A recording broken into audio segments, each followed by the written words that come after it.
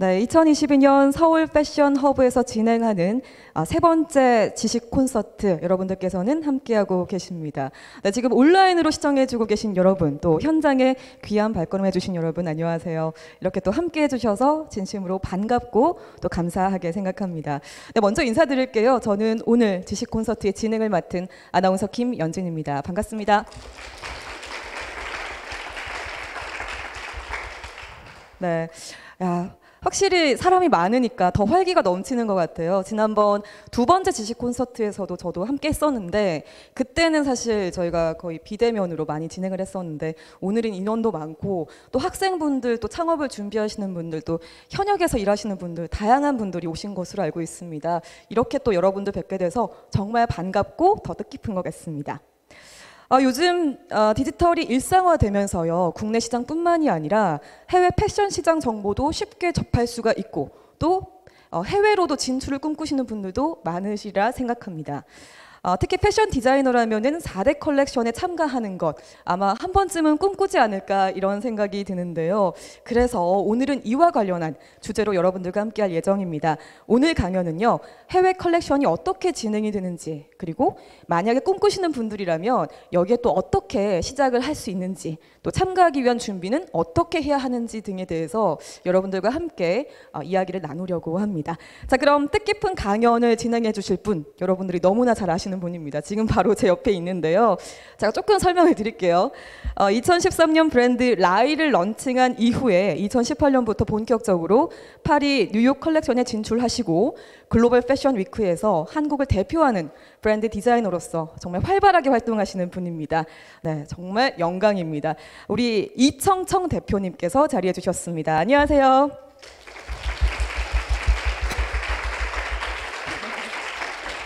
네, 감사합니다. 진짜 떨리네요. 제가 이렇게 오프라인에서 많은 분을 뵌 게 굉장히 떨려요. 물론 이제 제가 이번에 파리 패션쇼 하고 왔을 때 그때도 이제 되게 많은 분들이 계셨지만 그때는 이렇게 하고 나갔거든요. 네, 이렇게 얘기를 네, 하는 건 아니었잖아요, 그렇죠? 네. 지금 그리고 정말 이 패션이라는 주제에 대해서 이렇게 듣고자 여기까지 오시고 지금 눈빛들이 너무 무서워요. 이렇게 떨립니다. 그래서 네, 준비를 열심히 하긴 했는데 좀 어떻게 될지 잘 제가 최선을 다해서 여러분들께 말씀드리고 가는 시간 갖겠습니다. 저는 라이의 이청청 디자이너입니다. 반갑습니다. 네, 다시 한번 박수 부탁드리겠습니다. 네, 긴장이 되실 법한 게 여기 고등학생도 지금 자리해 주셨다고 들었어요. 네, 이만큼 열정적으로 지금 다들 함께 해주셨는데 요즘 많이 바쁘시죠? 네, 오늘 또 네. 라디오도 하시고 오신 것으로 알고 있어요. 제가 굉장히 특이했던 게 패션 이야기를 이렇게 뉴스 라디오에서 듣기는 또 굉장히 특이했던 것 같은 생각이 드는데 오늘 또 바쁘신 가운데 여러분들을 위해서 함께 해주고 계십니다. 우리 이청청 대표님은 정말 이력이 화려하십니다. 좀 소개를 드리자면 영국 센트럴 세인트 마틴을 졸업하시고 첫 데뷔를 2010년 런던 컬렉션으로 시작을 하셨고요. 그리고 2013년에 말씀드린 것처럼 라이를 런칭한 후에 서울 패션 위크도 지속적으로 참여하고 계시는데요. 첫 데뷔를 해외에서 먼저 시작을 하셨어요. 그때 그 기분도 남달랐을 것 같고 한국과 또 런던의 컬렉션에도 또 차이가 있을 것 같아요. 이야기 잠깐 해주실까요? 네. 제가 이제 런던 패션 위크에 그때 남성복으로 데뷔를 했었는데요. 사실 기억이 나지 않을 만큼 순간적으로 지나가 버리는 시간이긴 합니다. 이게 사실 그 패션은 굉장히 라이브적인 요소가 많잖아요. 패션쇼도 네. 그렇고. 근데 처음 이렇게 데뷔를 하면서 굉장히 벅찼고 사실 근데 여러분들이 보시는 것과 뭐 한국과 서울의 차이가 요즘은 솔직히 저는 많이 없다고 생각은 해요. 다 패션 피플들이 존재하고 그걸 취재하는 기자와 바행하는 바이어. 하지만 이제 당연히 런던 패션 위크에서는 더 많은 주목을 받을 수가 있겠죠. 현재로서는. 그렇죠. 네, 그래서 그런 약간 중압감이라든지 아니면은 이제는 국내에서 세일즈하는 게 아니라 내가 해외를 대상으로 마케팅을 한다는 부분에 대한 어떤 그런 준비들이 더 좀 필요하다는 부분. 네, 그런 게 좀 차이점이 있을 것 같습니다. 네, 아무래도 준비라든지 뭐 시장 조사 부분에서 좀 많은 그런 노력이 필요했겠다 이런 생각이 듭니다. 자, 그런 이야기도 이따 강연에서 풀어주시면 좋을 것 같고요. 2018년부터 본격적으로 파리, 뉴욕 등 컬렉션에 지속적으로 참여하고 계시는데 이번 강연을 통해서 해외 컬렉션에 참여하려면 어떻게 해야 되는지 그리고 어떻게 또 준비를 해야 되는지 등 다양한 이야기를 여러분들께 전해드리려고 합니다. 아마 대표님의 경험이 여러분들에게 굉장히 중요한 인사이트를 주지 않을까 좀 기대를 해보면서 강연을 청해 보도록 하겠습니다. 여러분 박수로 청해 보시죠.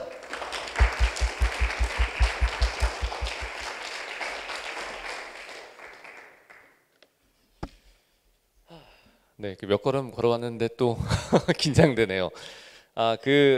사실 이게 지금 뭐 고등학생들 그리고 대학생 또 일하시는 분들까지 있어서 제가 말씀드릴 내용을 어떻게 어느 정도까지 말씀을 드려야 될지 이런 부분들이 사실 조금 어려운 부분이 있어요. 그래서 혹시 조금 지루한 부분이 있으시더라도 네, 좀 들어봐 주시길 간곡히. 네, 너무 지루하지 않으셨으면 좋겠어요. 이게 나중에 생각해 보면 그때 약간 그 이청청이라는 디자이너가 와서 얘기했던 부분이 그런 거였구나라고 또 생각이 드실 수도 있거든요. 그래서 한번 잘 들어봐 주셨으면 좋겠습니다. 지금 먼저 이제 간략하게 저에 대한 소개를 해주셨어요. 그래서 지금 이제 제가 먼저 보여드릴 자료들은 제 브랜드 포트폴리오에 들어가 있는 자료들이에요. 지금 뭐 아주 간단하게 말씀드리자면 뭐 디자이너에 대해서 뭐 그리고 브랜드에 대해서 뭐 그리고 브랜드의 이력 이런 부분들을 정리한 페이지들인데 이게 사실 제가 진짜로 그러니까 지금 이건 국문이긴 하지만 이걸 이제 영문으로 해서 제가 외국 바이어들 그리고 기자들에게 보내는 자료입니다. 그래서 제가 예시로 좀 이렇게 들고 나와봤어요.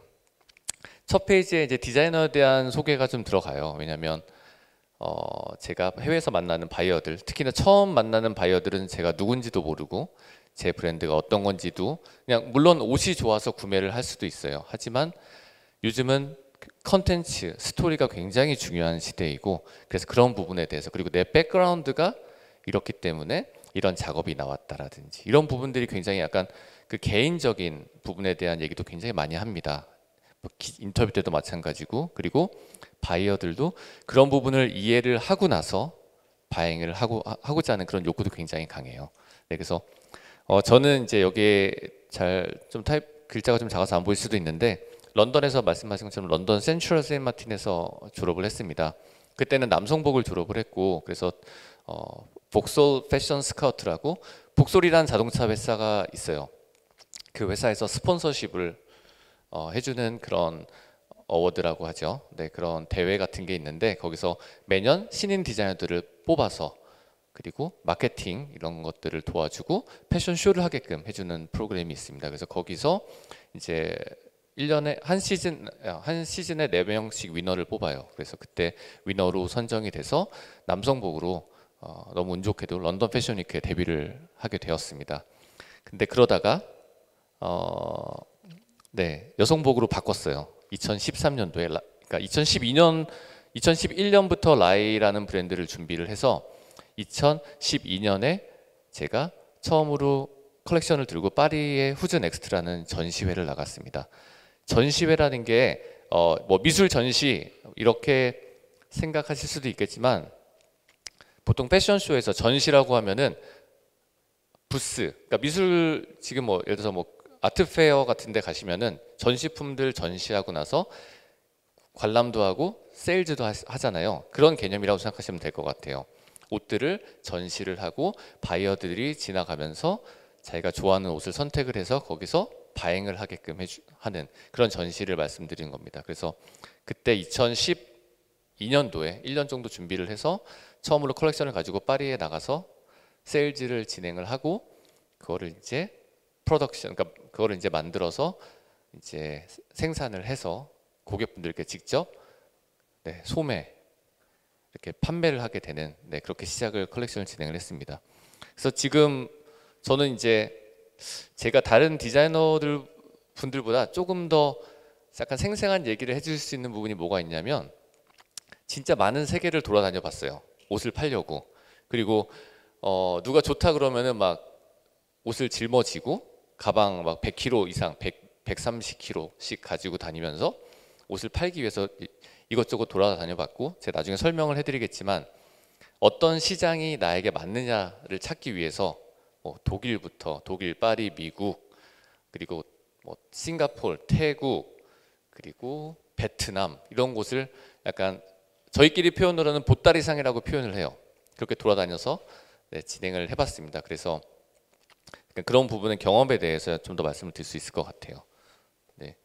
이제 라이라는 브랜드는 많이 못 들어보셨을 수도 있어요. 사실 저희가 그러니까 한국에서도 패션 위크 때 쇼를 하고 런던에서도 쇼를 했었고, 그다음에 뭐 뉴욕에서도 뉴욕 패션 위크에서도 쇼를 했었지만, 한국에서는 사실 저희가 마케팅을 많이 하지 않았었고 오히려 해외 세일즈에 더 집중을 했었어요. 왜냐하면 외국에는 브랜드의 상품을 파는 방식이, 그러니까 저희가 흔히 도매라고 얘기를 하죠. 홀세일 도매라고 얘기를 하는데, 주문을 받아서 생산하는 형식으로 저희가 생산을 해요. 외국에서는 주문을 받아서 제가 열심히 3개월 정도 만들어서 다시 보내주는 형태로 진행을 합니다. 예를 들어서 지금 이제 저희가 10월 달 패션쇼를 준비를 하고 있어요.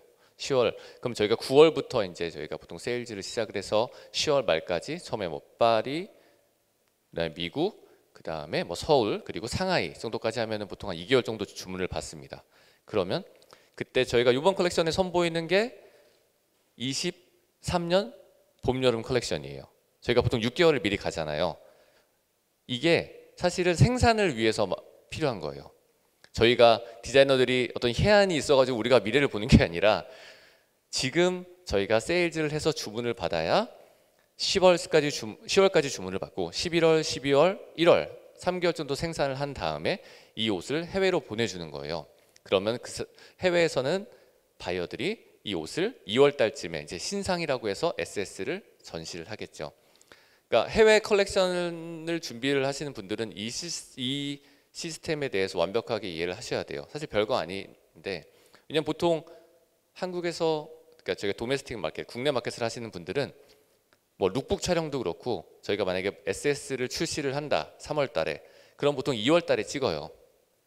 2월 달에 샘플 만들고 생산 돌리면서 2월 달에 만들어서 3월 달에 이제 막 이렇게 온라인에 올리고 하면서 하거든요. 근데 저희는 룩북이라든지 이런 거를 미리 찍어야 되는 거죠. 9월 달에. 왜냐면 그 사진이랑 샘플로 주문을 받아야 되니까. 그래서 이게 지금 해외 컬렉션을 준비하는 브랜드와 국내 브랜드를 준비하는 브랜드와의 가장 큰 차이점이라고 생각을 해요. 제가 이제 전개하는 브랜드는 그러니까 라이라는 브랜드인데, 이게 Life is an Expression의 준말이에요. 이제 삶은 표현이다라는 모토를 가지고 있어요. 사실 디자이너분들이 굉장히 많은 다양한 브랜드를 서로 다른 브랜드들을 진행을 하시는데, 저는 좀 더 약간 표현적인 브랜드를 진행을 하고 있어요. 제 옷을 통해서 소비자분들이 자신들의 어떤 감정이라든지 자기들의 기분, 그리고 이런 부분들에 대해서 더 어떤 자기의 패션 센스라든지 더 표현할 수 있는 그런 표현적인 브랜드를 하고 싶다라고 생각을 하고 있고, 여성복 위주로 하고 있는데 22년 SS부터 이제 젠더리스 의상들을 같이 진행을 하면서 패션쇼에 처음으로 이제 배우 김지윤 씨를 통해서 패션 영상을 찍었고, 그 영상으로 22년 스프링 서머 컬렉션을 런던 패션 위크에서 선을 보였습니다. 디지털로. 네. 지금 저희는 그래서 나중에 이제 자료 보시겠지만 이제 해외 매거진에도 소개가 많이 되었고, 그리고 다양한 해외 컬렉션들을 참여를 하면서 제가 이제 만들고자 하는 글로벌 브랜드, 인터내셔널 브랜드라는 저의 꿈을 향해서 그렇게 나아가고 있습니다. 지금 현재 코로나 이전에는 한 60여 개 정도의 해외 매장에 입점이 돼 있었어요. 중동, 싱가포르, 뉴욕, 그리고 뭐 일본, 그리고 홍콩. 그래서 그러다가 사실 코로나 때문에 완전히 한 10분의 1 정도로 규모가 줄었어요. 해외 세일즈가. 그래서 정말 어려운 시기를 거쳐왔는데, 지금 열심히 국내 활동, 뭐 지금 스파오랑도 콜라보한 게 얼마 전에 나왔었고, 그리고 뭐 반클리프 아펠이라는 브랜드의 매종 처음 오픈한 것도 저희가 유니폼 의뢰를 받아서 디자인도 진행을 하고, 뭐 7월 달에는 에스턴 마틴이라는 자동차와 또 콜라보 같은 것도 하고 그래서 다양한 국내 활동을 네, 하면서 이 위기를 극복해 나가고 있습니다. 네, 이거는 제가 이제 저희 라이로 받았던 상도 있고 제가 개인적으로 받았던 상도 있는데요. 뭐 한국 디자이너협회 우수 디자이너 상 이런 부분도 받았었고 서울 패션 위크에서 디자이너 지원 프로그램 같은 게 많이 있어요. 그때 텐소울에 선정이 돼서 네, 또 이렇게 외부 활동, 그 해외 활동을 지원을 받기도 했었었고요. 뭐 중국에서 상도 받았었고 이제 콜라보레이션 같은 경우에는 아까 전에 말씀드렸던 반클리프 아펠 그리고 메타버스 다들 관심 많으시고 여기 계신 분들이 이제 앞으로 메타버스의 시대를 열어갈 분들이신 것 같은데 뭐 메타버스를 통해서 강연도 하고 있고 NFT를 발행해서 현대 퓨처넷 같은 곳에서 전시도 하고 있습니다. 사실 이제 패션이라는 것도 옷이라는 게 분명히 존재를 하고 그 옷에 대한 세일즈를 통해서 이루어지지만 앞으로 여기 계신 더 많은 분들의 시대에서는 정말 디자인, 온라인상에서 실물로 존재는 하지 않지만 그 가치를 인정받을 수 있는 디자인적인 요소들도 굉장히 많을 거라고 생각을 합니다. 네, 그래서 그런 콜라보레이션도 저도 뒤처지지 않기 위해서 네, 열심히 하고 있습니다. 그리고 뭐 테디베어 뮤지엄 지금 제주도에 가면은 제가 뉴욕 컬렉션 했던 걸 가지고 이렇게 구성을 해놓은 게 있어요. 그래서 다양한 디자이너 활동을 하시다 보면은 패션 산업뿐만이 아니라 다양한 경계의 어떤 프로덕트라든지 아트와 또 작업을 할 기회가 많이 생기세요. 그래서 이런 부분에 대한 이건 학생분들께 말씀드리자면 이런 부분에 대한 견문을 많이 넓혀 놓으시면 나중에 작업하시는데 아주 큰 도움이 됩니다. 저는 뭐 호텔 디자인도 뒤에 말씀드리자면 뭐 호텔 뭐 룸 디자인 같은 것도 해봤고 뭐 패키징 디자인도 해봤고 사실 주시는 건 다 해요. 왜냐면 저희 회사를 경영을 해야 되니까. 네, 그래서 그런 활동하고 있고 지금 이게 저희가 이제 그동안 해왔던 쇼 리스트예요. 제가 이거는 지금 컬렉션, 그러니까 저희가 패션위크 쇼만 제가 좀 정리를 거의 대부분 해봤었는데 뭐 서울 패션위크, 파리, 런던, 그리고 뉴욕, 그리고 이제 저 밑에 내려가면 뭐 베트남 쇼도 있고, 네, 뭐 중국 쇼도 있고. 근데 이제 제가 옷을 아까 전에 말씀드린 것처럼 세일즈를 하기 위해서 싱가포르도 가봤고, 네, 태국도 가봤고, 되게 많은 곳을 네, 다녀봤습니다.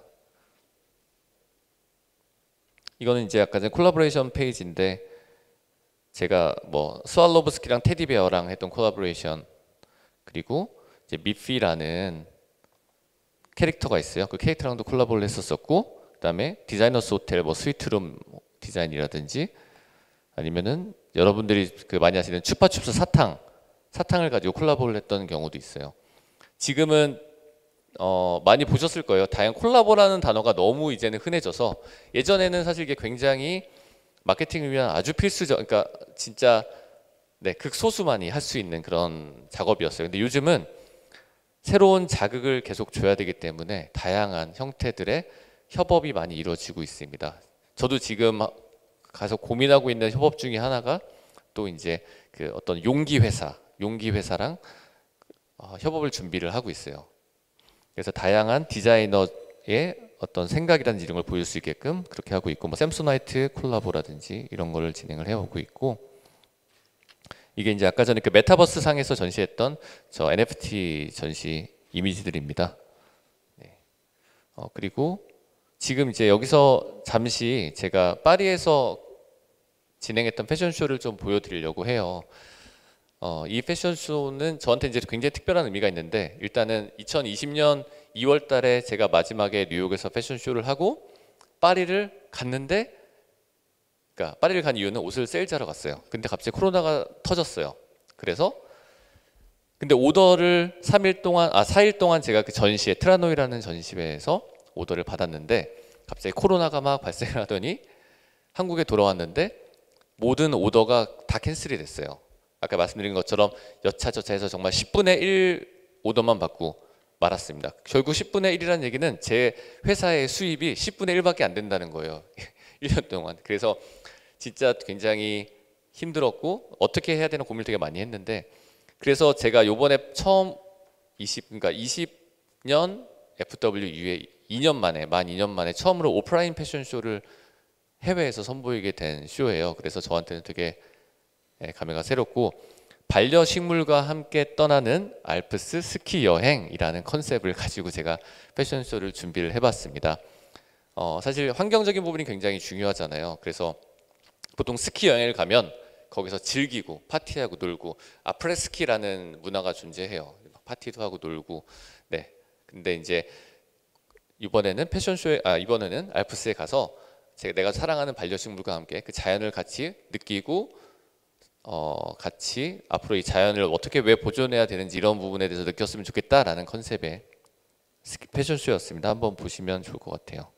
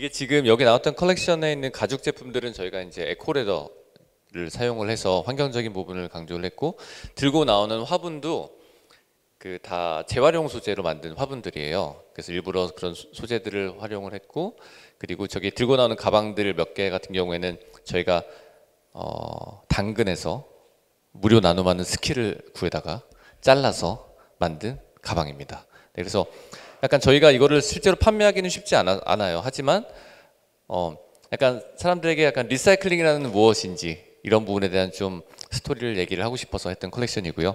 지금 이제 이거는 이제 익스히비션이라고 해서 제가 그동안 해왔던 전시들을 조금 정리를 해봤어요. 뭐 파리, 서울, 그다음에 상하이, 아무래도 이제 뉴욕 이런 곳에서 저희 세일즈가 많이 일어나기 때문에 여기를 중점적으로 네, 제가 전시들을 많이 다녔었습니다.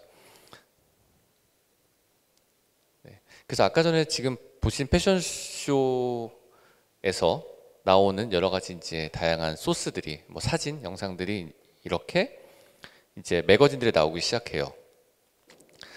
이건 지금 뭐 W 코리아에 나왔던 거고, 뭐 나일론, 그래서 서울 패션웨이크에서 알아야 되는 7명의 디자이너 이런 식으로 나일론 USA 매거진에 나오기도 했고, 그다음에 보그 USA에서 뭐 서울 패션위크에서, 이게 지금 아무래도 제가 서울 패션위크의 스폰서십을 받아서 파리에서 쇼를 하다 보니까 양쪽에서 기사가 다 나더라고요. 서울 패션위크에도 소속이 되어 있고, 그다음에 파리 패션위크도 소속이 되어 있기 때문에. 그래서 뭐 보그 USA, 그다음에 뭐 이제 아시아 쪽에서 유명한 매거진들, 네, 그리고 뭐 UK에서 나온 것들도 있고, 이건 지금 제가 런던 패션위크 한 다음에 나왔던 자료들이고요. 네. 뭐 데일리 프론트로우, 이거는 제가 뉴욕에서 쇼할 때 나왔던 자료들이고, 이건 마리클레르 이탈리, 뭐 하퍼스바자 싱가폴, WGSN이라는 곳은 아마 디자이너분들이 알 수 있으실 텐데 패션 정보 사이트예요. 그 세계에서 유명한 패션 그 어떤 소스에 대한 이런 것들을 공유하는 사이트인데, 거기에도 자료 화면으로 나왔었고, 네, 하이페, 뭐 하퍼스바자, WWD 이런 곳에 이제 제 컬렉션이 이렇게 소개가 됩니다. 패션쇼를 하게 되면. 사실 이게 가장 큰 목적 중에 하나예요. 그리고 이거는 지금 이제 제가 뉴욕에서 했을 때 나왔던 자료들인데, 이렇게 얼러 매거진에 여기 왼쪽에 머리 하얀신 분이 그 앨런 머스크 아시나요? 앨런 머스크? 그분의 어머니예요. 그래서 저희 뉴욕 패션쇼 때 오프닝 모델로 처음에 활약을 해주셨습니다. 그래서 그때 이제 뭐 기사화된 것들. 네. 네. 그래서 이런 자료들이 컬렉션이 끝나게 되면 나오게 돼요. 근데 이게 왜 중요하냐면, 사실 패션쇼를 왜 한다고 생각을 하세요? 해외에서 보통 패션쇼 하려면 자비로 하면은 1억 5천 정도가 들어요. 뭐 준비하고 쇼장 빌리고, 그러니까 어느 정도 특히 이 서울 그러니까 패션위크 안에 캘린더에 들어갈 정도의 규모를 하려면 최소 1억 5천, 2억, 3억, 큰 쇼들은 뭐 10억까지도 넘어가죠. 근데 이 쇼를 왜 한다고 생각하세요? 나의 꿈이라서, 해외에서 약간 해외 그 매거진에 내 이름이 나가는 거면 좋아서, 뭐 이런 여러 가지 뭐 있겠지만, 가장 나중에 일을 하시다 보면 가장 큰 목적은 내 브랜드를 해외에서 세일즈하기 위한 목적이 가장 큽니다. 왜냐하면 그 많은 수많은 비용을 들이고 나서 그냥 내가 다녀왔어. 물론 그거를 국내 마케팅에 쓰시려는 분들도 많이 있어요. 하지만 저희가 더 큰 시장을 위해서, 사실 국내 시장은 좀 작다 보니까, 그리고 그런 홀세일 시스템이 많이 없다 보니까 디자이너들이 자립하기가 쉽지가 않아요. 왜냐하면 자본이 필요한데, 처음에 옷을 많이 만들어서 그 옷을 투자를 자기가 많이 해서 만들어서 그거를 팔아서 돈을 벌어 나가는 게 쉬울지, 아니면 처음에 주문을 받아서 주문 받은 만큼만 생산을 해서 거기서 이익을 남기는 게 좋을지 생각을 해보신다면, 후자가 더 살아남기 쉬운 방법인 건 확실해요. 왜냐하면 초반에 초기 투자 비용이 많이 들지 않으니까. 왜냐하면 보통 해외 바이어들이 주문을 하게 되면 30% 정도의 성금을 먼저 지급을 해요. 그럼 그 성금을 가지고 내가 원단도 사고 실도 사고 패턴도 만들고 수출을 한 후에 나머지 70%를 받는 시스템으로 되어 있어요. 그러다 보니까 이런 인디 디자이너들, 개개인의 단독으로 하시는 분들이 수출을 하게 되면 처음에 안전하게 내 브랜드를 이어나갈 수 있기 때문에 그렇게 시작들을 많이 하시는 거거든요. 저도 마찬가지로 그래서 처음에 파리에서 처음 제 브랜드를 런칭을 했고요. 그러면 저는 이런 자료들을 예쁘게 브랜드 포트폴리오를 만들어서 바이어들에게 보내줍니다. 저 이렇게 열심히 하고 있으니까, 내 옷이 이렇게 미디어에서 인정받고 있으니까 내 옷에 관심을 좀 보여주세요 라고 이렇게 브랜드 포트폴리오와 뭐 룩북, 그다음에 라인 시트라고 하는 가격표 이렇게 보내게 돼요. 근데 여러분들이 생각하시기에 얼마나 많은 브랜드가 있을 것 같아요, 세상에. 우리나라에만 해도 지금 뭐 무신사, W 컨셉 등에 보면은 정말 셀 수 없는 브랜드들이 만들어졌다가 사라지고 만들어졌다 사라지고 정말 알 수도 없는 수많은 브랜드들이 있는데, 그 많은 브랜드들이 다 바이어에게 이런 편지를 보내겠죠. 이런 자료를 보내고 내 옷 좀 한번 봐주세요. 내 사진이 이렇게 잘 나왔는데, 이런 자료들을 많이 보내는데 그걸 바이어들은 볼 시간이 없어요, 사실은. 그렇기 위해서 하지만 거기서 내가 조금이라도 눈길을 끌기 위해서 이런 자료들을 보여주고 미디어에 한 번 더 노출을 시키고 하면서 바이어들한테 어필을 하는 거거든요. 네, 그래서 이런 자료들을 항상 잘 만들어서 브랜드 포트폴리오 예쁘게 포장을 해서 바이어들에게 매 시즌마다, 그리고 바이어들이 어떤 자료를 요청할 때 같이 보내주고, 그리고 뭐 월마다 나오는 매거진 자료 같은 거를 계속 클리핑을 해서 바이어들에게 보내줘요.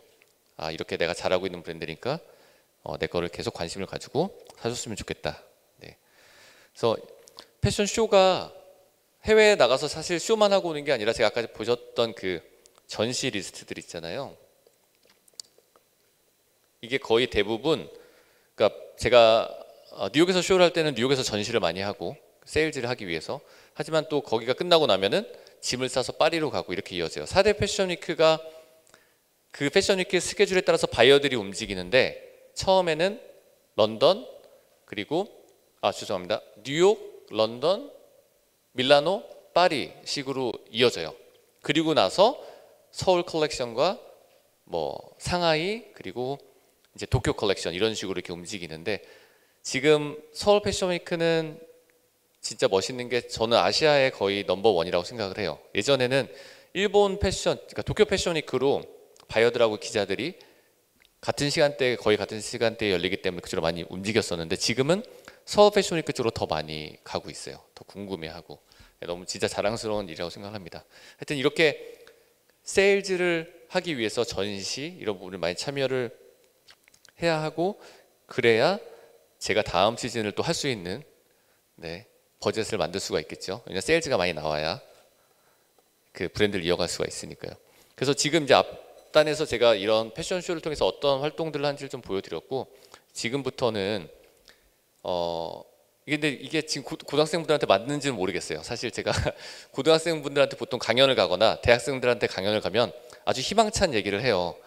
패션이 이렇게 예쁜 거고, 패션이 멋있는 거고, 이렇게 화려한 거고, 정말 꿈을 가지세요 막 이렇게 얘기를 하는데, 제가 사실 4학년 정도 졸업반의 강연에 들어가면 패션 좀 어려워요.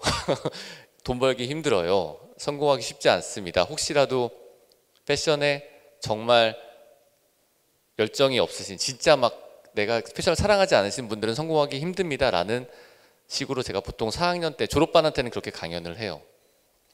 왜냐하면 그만큼 정말 치열하고, 그리고 이건 저희는 아트를 하는 게 아니기 때문에 누군가 저희 걸 사야 되잖아요. 그럼 누군가의 마음을 얻어야 되고, 그런 사업이기 때문에. 그래서 지금 제가 사실 이 목차가 패션 고등학생분들한테는 조금 약간 빠를 수 있다고 생각해요. 왜냐하면 제가 사실 오늘 디자이너분들도 좀 오신다고 생각을 했고 해서, 제가 예전에 그 디자이너분들 대상으로 했던 해외 수출을 하는 방법이라든지 이런 것들 일단 좀 자료를 가지고 와서 좀 이제 그런 부분이 있는데, 조금 이해가 안 되시는 분들은 나중에 뭐 질문을 하셔도 되고, 제가 최대한 조금 자세히 빠르게 가겠습니다. 그래서 지금 이 자체 브랜드 분석이라는 걸 했는데, 이거는 나중에 브랜드를 꿈꾸는 분들도 생각을 많이 하셔야 될 거예요. 내 브랜드 아이덴티티가 무엇인지, 내가 뭘 좋아하는지, 내가 잘하는 게 뭔지 등등, 그리고 내가 얼마만큼의 돈을 투자를 할 수 있을 것인가, 아르바이트를 하던 취직을 하던 아니면 부모님께 얼마만큼의 자금을 내가 받아서 처음에 시작해 볼 수 있을 것인가, 이런 것들이 신중하게 결정이 돼야 돼요. 특히나 이제 이게 브랜드를 만드시는 분들 그리고 지금 해외 컬렉션을 준비하시는 분들에게도 굉장히 중요한데, 왜냐하면은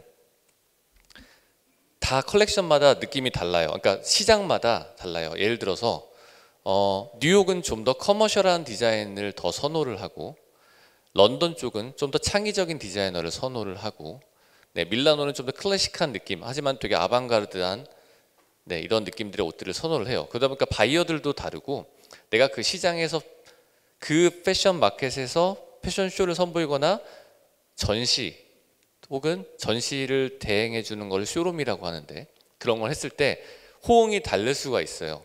그래서 내가 그러면 과연 맞는 시장은 어딘지, 내가 맞는 나라는 어딘지, 그리고 내가 만약에 어떤 드레스를 만약에 굉장히 그러면은 중동 시장 예를 들어서 좋아요. 왜냐면 거긴 드레스 문화가 있거든요. 하지만 드레스 문화가 없는 데서 드레스를 팔 수가 있을까요? 진짜 그거는 굉장히 힘든 얘기예요. 이런 식으로 내 브랜드가 어떤 거를 타겟으로 하고 내 브랜드가 그리고 뭘 잘하는지 이런 게 되게 중요해요. 사실 지금 저는 패션 위크의 컬렉션을 선보이기 위해서 예를 들어서 뭐 셔츠 15개, 20개, 자켓 8개, 뭐 코트 4개, 바지, 스커트 등등 원피스 하면은 엄청난 종류가 나와요. 사실 하지만 새로 시작하시는 분들이 이렇게 준비를 하면은 절대 안 돼요. 왜냐면은 이걸 보통 저희가 이제 컬렉션 브랜드라고 표현을 하는데, 상품을 하나를 개발하는데 굉장히 많은 시간과 노력이 들어가고, 그 상품을 생산을 하려면 또 그걸 보통 최소한 30장, 뭐 50장 생산을 해야 돼요. 그럼 거기 들어가는 비용이 생기잖아요. 그래서 이것들을 보통 구색을 이렇게 맞추기 시작하다가 네, 자기가 버는 돈보다 로스가 훨씬 더 심한 일이 생깁니다. 그래서 저는 사실 새로운 브랜드를 만드시거나 아니면 해외 진출을 하시는 분들한테는 내가 뭘 잘하는지를 파악을 빨리 해서 그 아이템으로 공격적인 마케팅을 하는 걸 저는 추천을 드려요. 지금 어떤 브랜드들은 굉장히 자켓을 잘하고, 예를 들어서 뭐 여러분들 잘 아시겠지만 뭐 무신사나 이런 데서 뭐 인살런스였나요?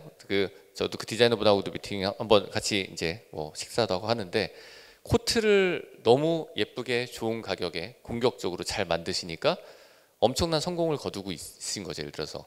그리고 티셔츠 잘하시는 분들은 그 티셔츠에 대한 그래픽이라든지 뭐 이런 패턴, 소재에 집중을 해서 티셔츠 브랜드로 먼저 셋업을 하시고 나서 그 다음에 컬렉션을 하실 수도 있어요. 돈을 벌어서. 근데 처음에 무작정 컬렉션을 해야 되니까 결국 그 바지들 나중에 생산도 못하는 경우 진짜 많아요. 저도 지금 만드는 아이템 중에서 15%, 20%는 생산을 못해요. 왜냐하면 주문을 못 받아서. 근데 그런 일부러 주문을 기대 안 하고 만드는 것도 있어요. 내 브랜드의 색깔을 보여주기 위해서. 하지만 결국 그게 사실은 나중에 보면은 결국은 로스가 되는 거잖아요. 샘플 보통 하나 만드는데 5, 60만 원이 드는데 저의 디자인 공인 빼고 원단 사고 가봉 보고 네, 그런 부분을 생각을 해서 내가 그러니까 먼저 나에 대해서 알아야, 내 브랜드에 대해서 알아야 내가 지금 해외를 나갈 수 있는지, 아니면 해외를 나가면 어떻게 나갈 수 있는지 이런 부분이 정해집니다. 그래서 어떤 투자 규모라든지 뭐 유통 방법, 온라인으로 할 건지 오프라인으로 할 건지 이런 부분들을 계속 자기에 대해서 계속 꾸준히 알아나가야 된다고 생각을 해요. 네. 그리고 그거 자기에 대해서 이제 알게 되면 내가 약간 선망하고 있는 브랜드라든지 아니면 내가 좋아하는 브랜드의 그런 방식, 요즘은 그런 예를 들어서 웹사이트라든지 아니면은 인스타그램 같은 거, 내가 좋아하는 브랜드에 들어가 보면 이 브랜드가 어떻게 플레이를 하고 있는지 너무 잘 보여요. 아, 이 브랜드는 여기서 세일즈하고 있고 이 매거진에 주로 노출이 되고, 그러니까 이런 부분들을 보면서 계속 스터디를 하는 거예요. 아, 나도 약간 이런 방식을 해봐야겠다.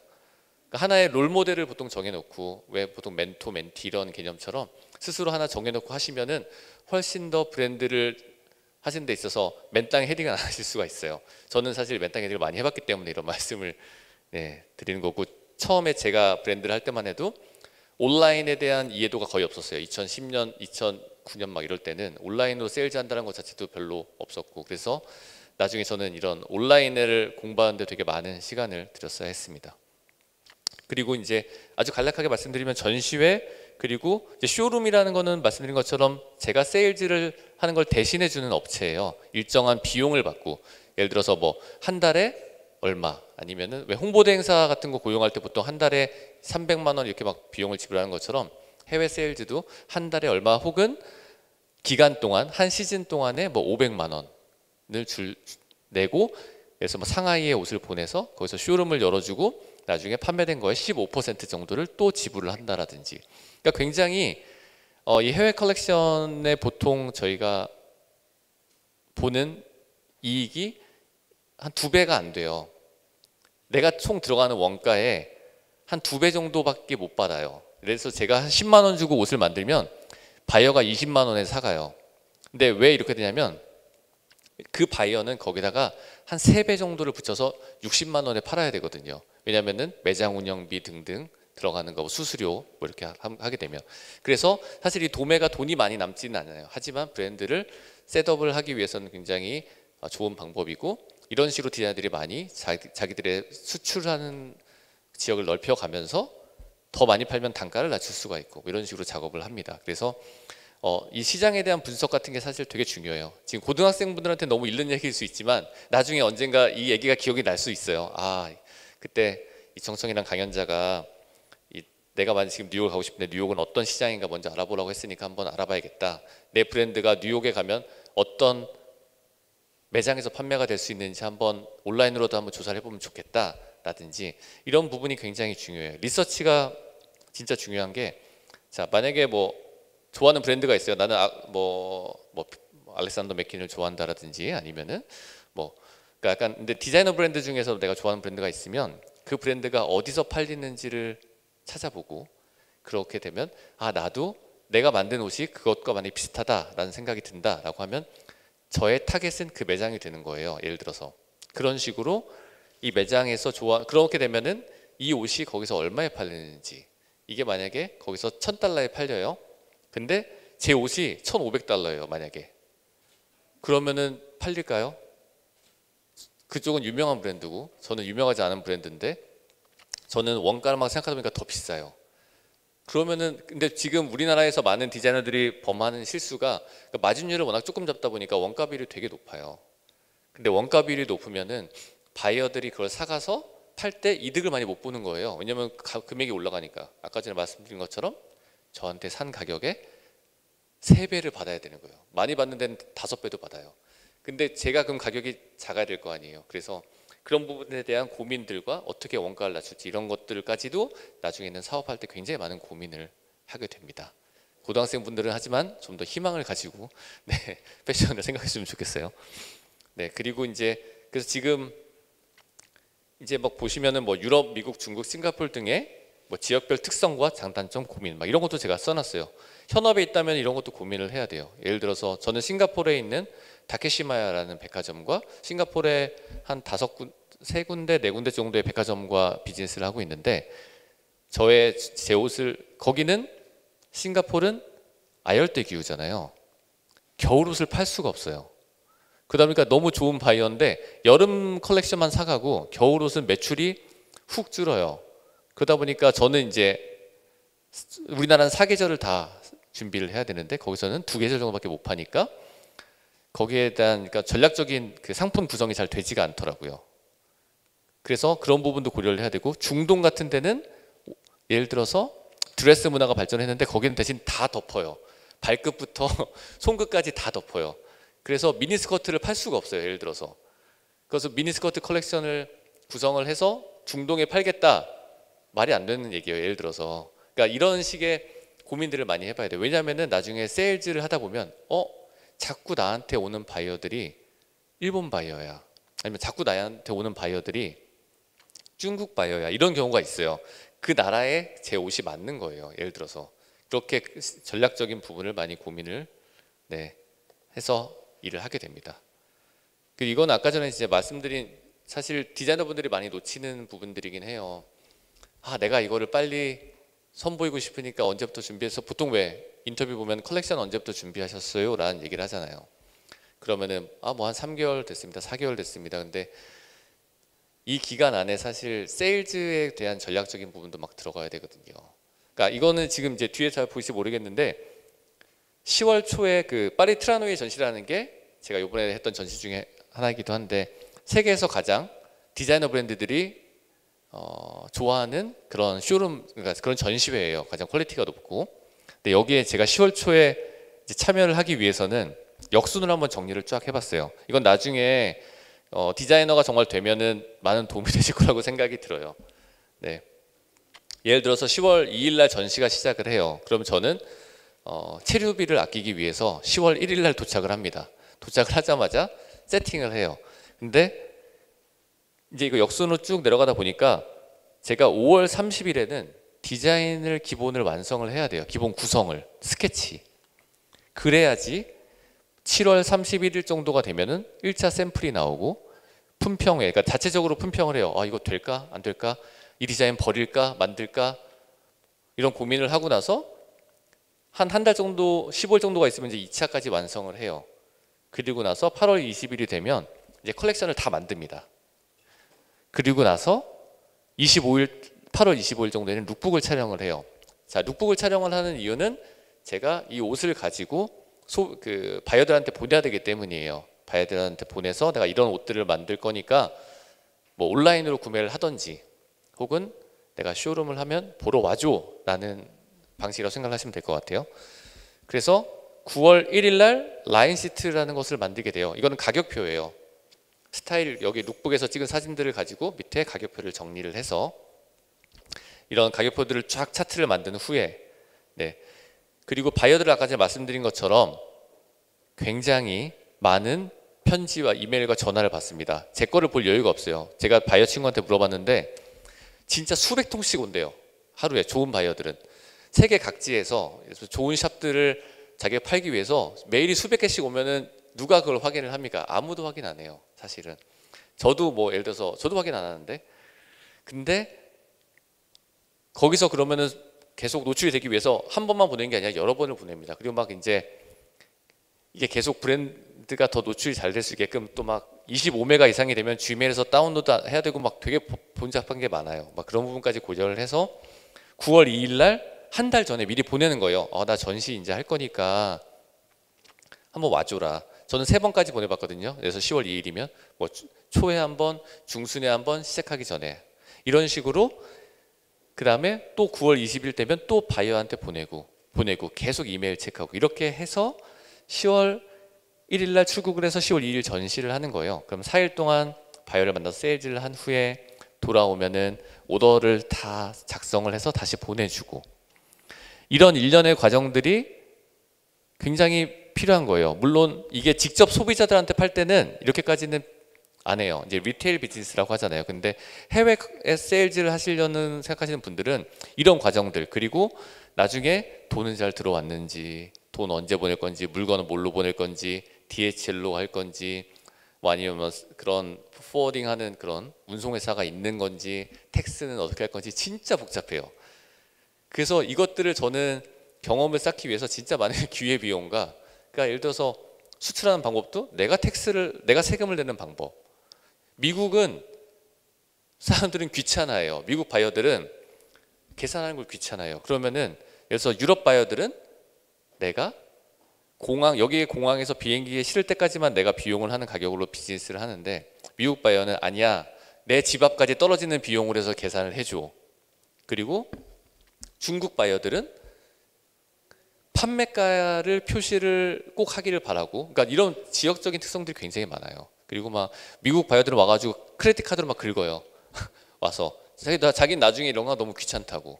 그러니까 이런 식으로 지역마다 되게 달라서 신경 써야 될 것들이 굉장히 많습니다. 사실 이게 고등학생분들한테 할 내용인지 잘 모르겠지만, 그러니까 패션이 해외 세일즈를 위한 부분이 사실 굉장히 복잡하고, 네, 아주 굉장히 생각해야 될 것들이 굉장히 많아요. 그리고 이거는 이제 바이어 리서치라 그래서 아까 전에 했던 내용이긴 한데, 패션이 다양한 요소에, 저는 패션을 공부하는 학생분들께 디자인만이 패션이 아니다라는 말씀을 꼭 드리고 싶어요.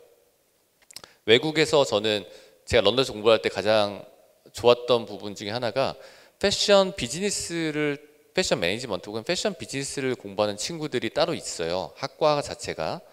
그 친구들이랑 같이 얘기를 하고 작업을 하게 되면 그들이 브랜드 전략적인 부분이라든지 왜 디자이너가 생각하지 못하는 부분들을 막 얘기를 많이 해줘요. 그래서 저는 그게 너무 좋았고 나중에 보니까 그 친구들이 다 백화점들 바이어나 이런 큰 회사들 바이어로 활동을 하고 있더라고요. 아니면 거기서 머천다이징을 한다라든지.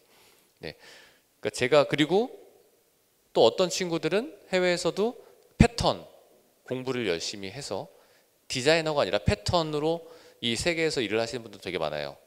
근데 이 패턴 분들이 굉장히 회사에 나중에 다녀보시면 파워도 세고 봉급도 많이 받고, 그러니까 그리고 옷을 창작해내는 부분에 있어서 또 굉장히 주도적인 역할을 하세요. 디자이너가 그림을 그리고, 근데 회사에 보통 나중에 들어가게 되면 회사 디자이너가 그림을 그리고 그거를 패턴 하시는 분들이 패턴을 만들고 봉제하시는 분들이 봉제하고, 이런 다 전문가들의 손길을 거치게 되는데, 저는 이제 학생분들께 말씀드리고 싶은 거는 이 분야의 사람들이 모여서 결국 패션이라는 산업을 만들거든요.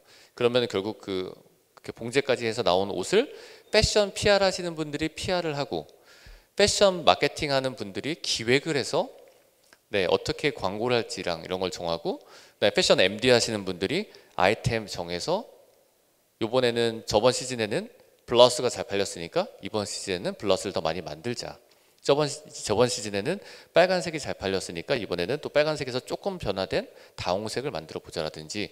그러니까 저는 꼭 왜 하다 보면은 사실 디자이너가 패션 산업의 꽃이라고 생각을 해서 그 부분에 대해서만 집중하시는 분들이 많은데, 제 친구들 중에는 저랑 같이 세인마틴을 나와서 디자인에서 성공적으로 했음에도 불구하고 지금 패션 마케팅이라든지 패션 비즈니스 이런 친구 하는 뭐 공간 디자인부터 하는 친구들이 굉장히 많아요. 패션 그런 공간을 디자인하는, 이런 말씀을 드리는 이유는 다양한, 정말 패션의 다양한 곳에서 여러분들이 인재가 되어야만 패션 산업이 발전되기 때문에 그렇게 말씀을 드린 거예요.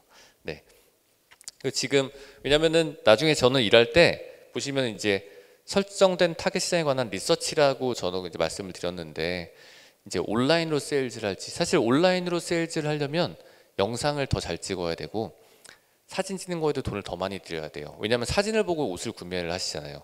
근데 내가 만약에 오프라인으로 세일즈를 하는데 좀 더 나는 주력을 하겠다. 내 옷은 온라인으로 담아내기에는 소재라든지 디테일 이런 게 정말 특별해서 나는 좀 더 내 옷을 입어보고서 사는 사람을 타겟으로 하겠다라든지, 이런 부분을 명확히 생각을 하면 더 빠른 성공을 저는 이룰 수 있다고 생각을 해요. 그래서 그런 부분에 대한 것도 고민을 해봐야 되고, 뭐 시기적인 부분도 마찬가지로 내가 만약에 원피스, 썸머 원피스를 잘해요. 만약에 그런 사람들은 타겟도 동남아나 이런 썸머 제품을 좋아하는 캘리포니아 이런 쪽에서 세일즈를 하는 게 더 유리하겠죠. 근데 내가 원피스를 잘하는데 갑자기 노르웨이 가서 원피스를 팔겠다라든지 추운 나라에 가서 썸머 원피스를 팔겠다는 게 사실 쉽지는 않아요.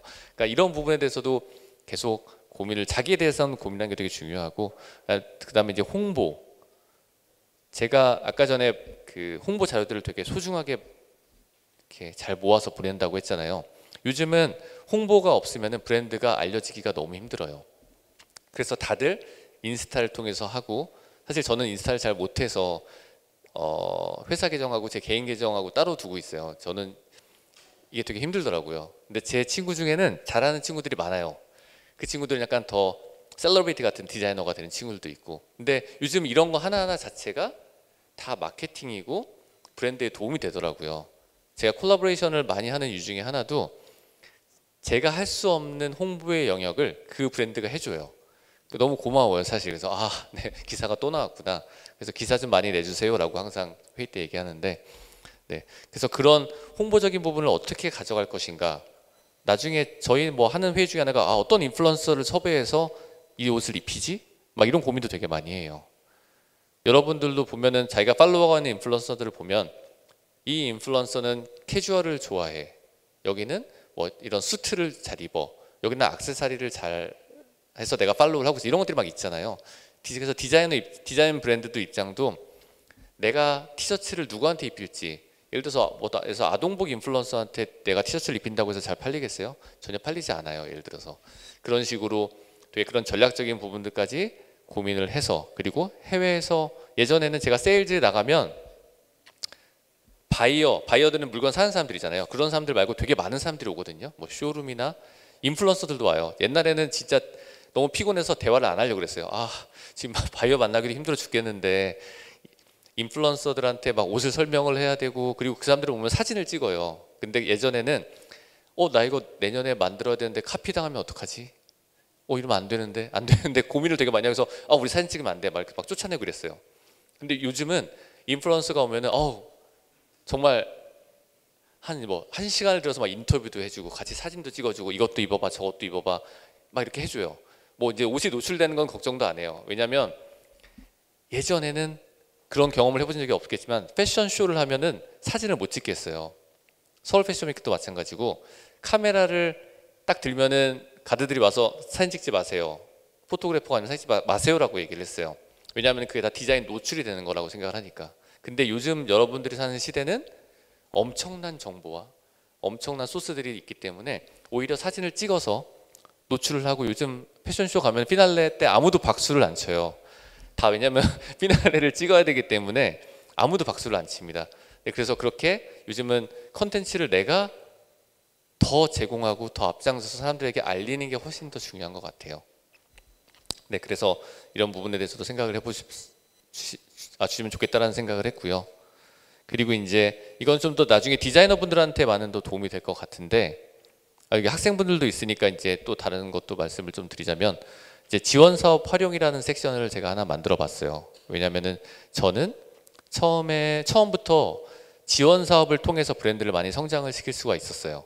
우리나라는 창업이라든지 그리고 새로운 브랜드를 만들고 이런 거에 굉장히 많은 지원을 해줘요. 우리나라만큼 많은 지원을 해준 나라가 세상에 없어요. 그래서 제가 외국 디자이너 친구들을 만나면 되게 부러워해요.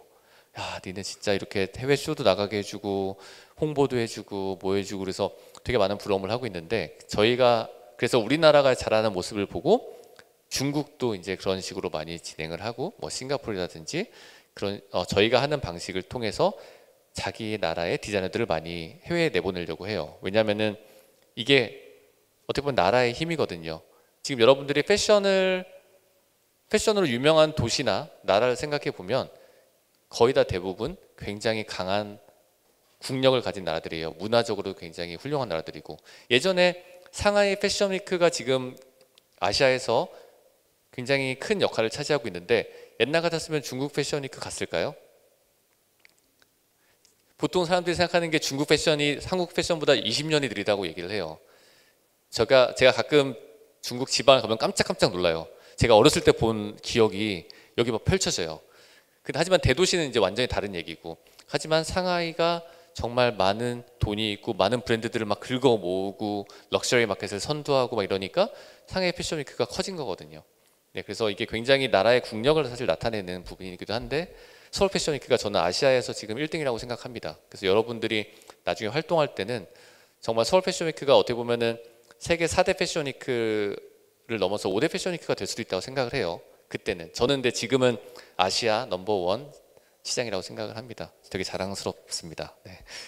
네. 근데 지금 이런 지원 사업을 통해서 여러분들이 이제 나중에 디자이너분들이 많이 혜택을 받을 수가 있고, 학생분들은도 이제 요즘 뭐 이제 저희 아버님이신 뭐 이상문 선생님께서 고교 패션 컨테스트 뭐 이런 걸 통해서 학생들이 디자이너로서 자기 작품을 만들고 후원을 받을 수 있게끔 이런 거를 많이 해요. 모델도 뽑고. 근데 지금 그래서 그런 부분을 통해서 내가 먼저 여러 가지 이런 지원 제도를 통해서 디자이너로서의 역량과 아니면 이런 시스템적인 부분에서 경험해 보는 게 되게 좋다고 생각을 하는데, 서울 패션위크 얘는 제너레이션 넥스트라는 게 있고, 그래서 젊은 디자이너들을 뽑아서 컬렉션을 지원하게끔 해주고, 저도 GN 출신이에요. 저는 여기 그 밑에 창작 스튜디오라고 또 디자이너를 위한 공간이 있는데 거기에서도 있었어요. 그러니까 정말 지원 사업을 막 찾아서 이걸 어떻게 해서 내가 돈을 세이브를 하지? 이런 고민을 진짜 많이 했어요.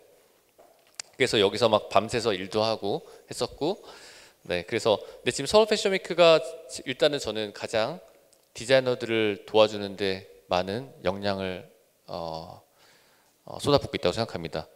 그래서 나중에 디자이너분들이 활동을 할 때 그런 GN이라든지 이런 걸 통해서 하시면 좋을 것 같고, 근데 대신 저는 꼭 패션 그 패션쇼라는 부분에 대해서 꼭 말씀드리고 싶은 게 있는데, 패션쇼가 패션의 전부가 절대 아니에요. 제가 아는 분들은 패션쇼 없이 잘하는 브랜드들 너무 많고, 패션쇼는 하나의 마케팅 수단일 뿐이지 브랜드의 그게 골이라고 하죠. 그러니까 목표가 되지는 않아요. 사실은 패션쇼를 하고서 망한 브랜드가 너무 많아요. 왜냐하면 엄청난 돈을 쏟아붓게 돼요. 몇 천만 원씩. 우리나라에서 지금 서울 패션위크 하게 되면 최소 3천, 5천 정도 든다고 봐요. 저는 아끼고 해도, 왜냐하면 영상 찍고 뭐하고 하면은 모델 쓰고 하면 한 3천만 원이 들어요. 예를 들어서.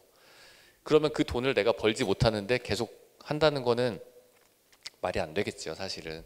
그래서 그런 부분까지 생각을 했을 때 저는 꼭 여러분들께 일단 첫 번째로 말씀드리고 싶은 거는 패션쇼가 전부가 아니다라는 부분.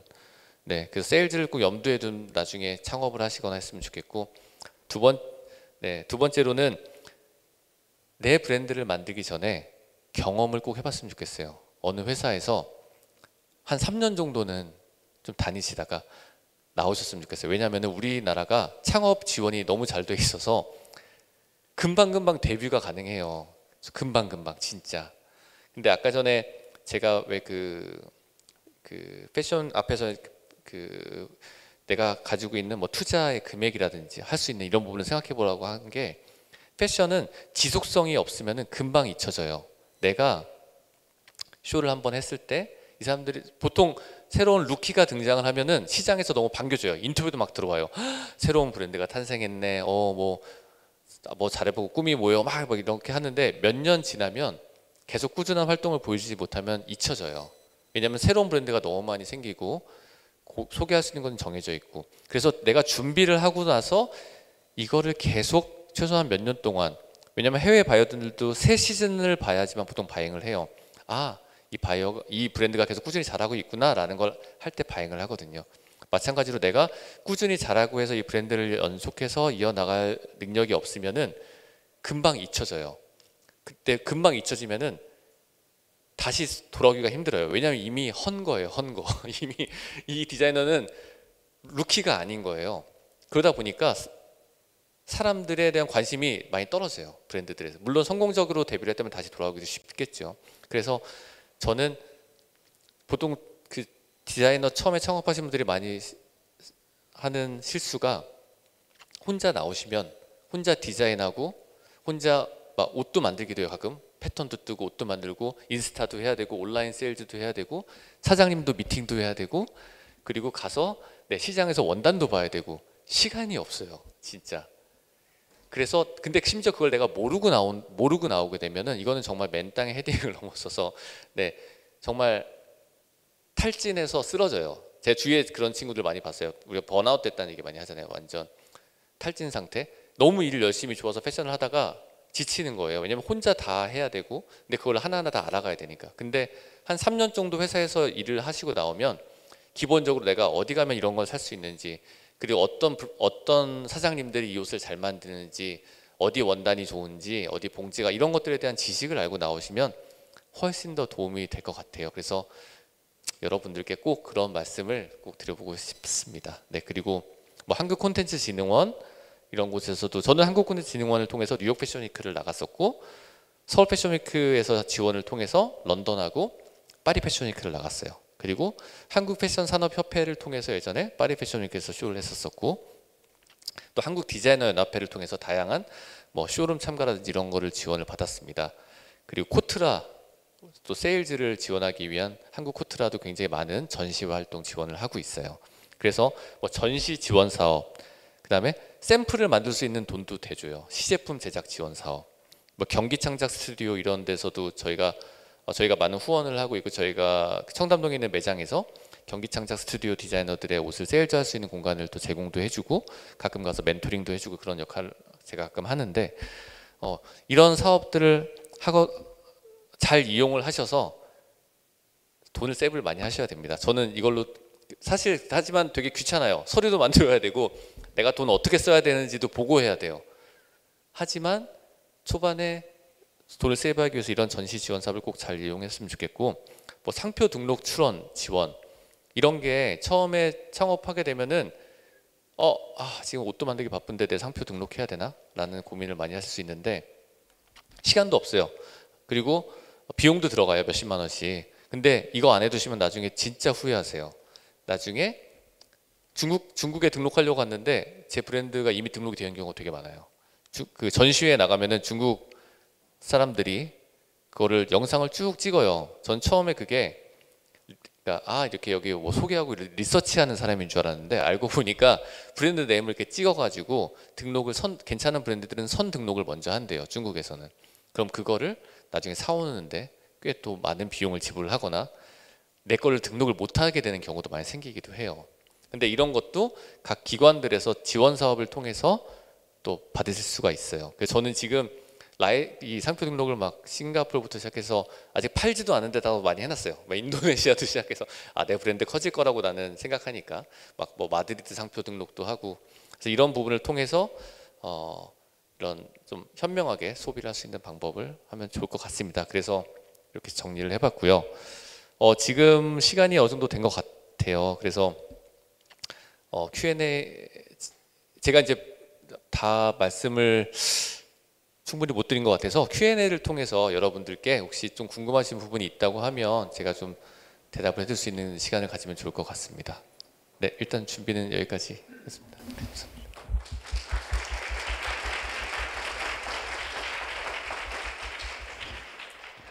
네, 고생하셨습니다. 네, 강연 잘 들었습니다. 다시 한번 우리 대표님께 박수 부탁드릴까요?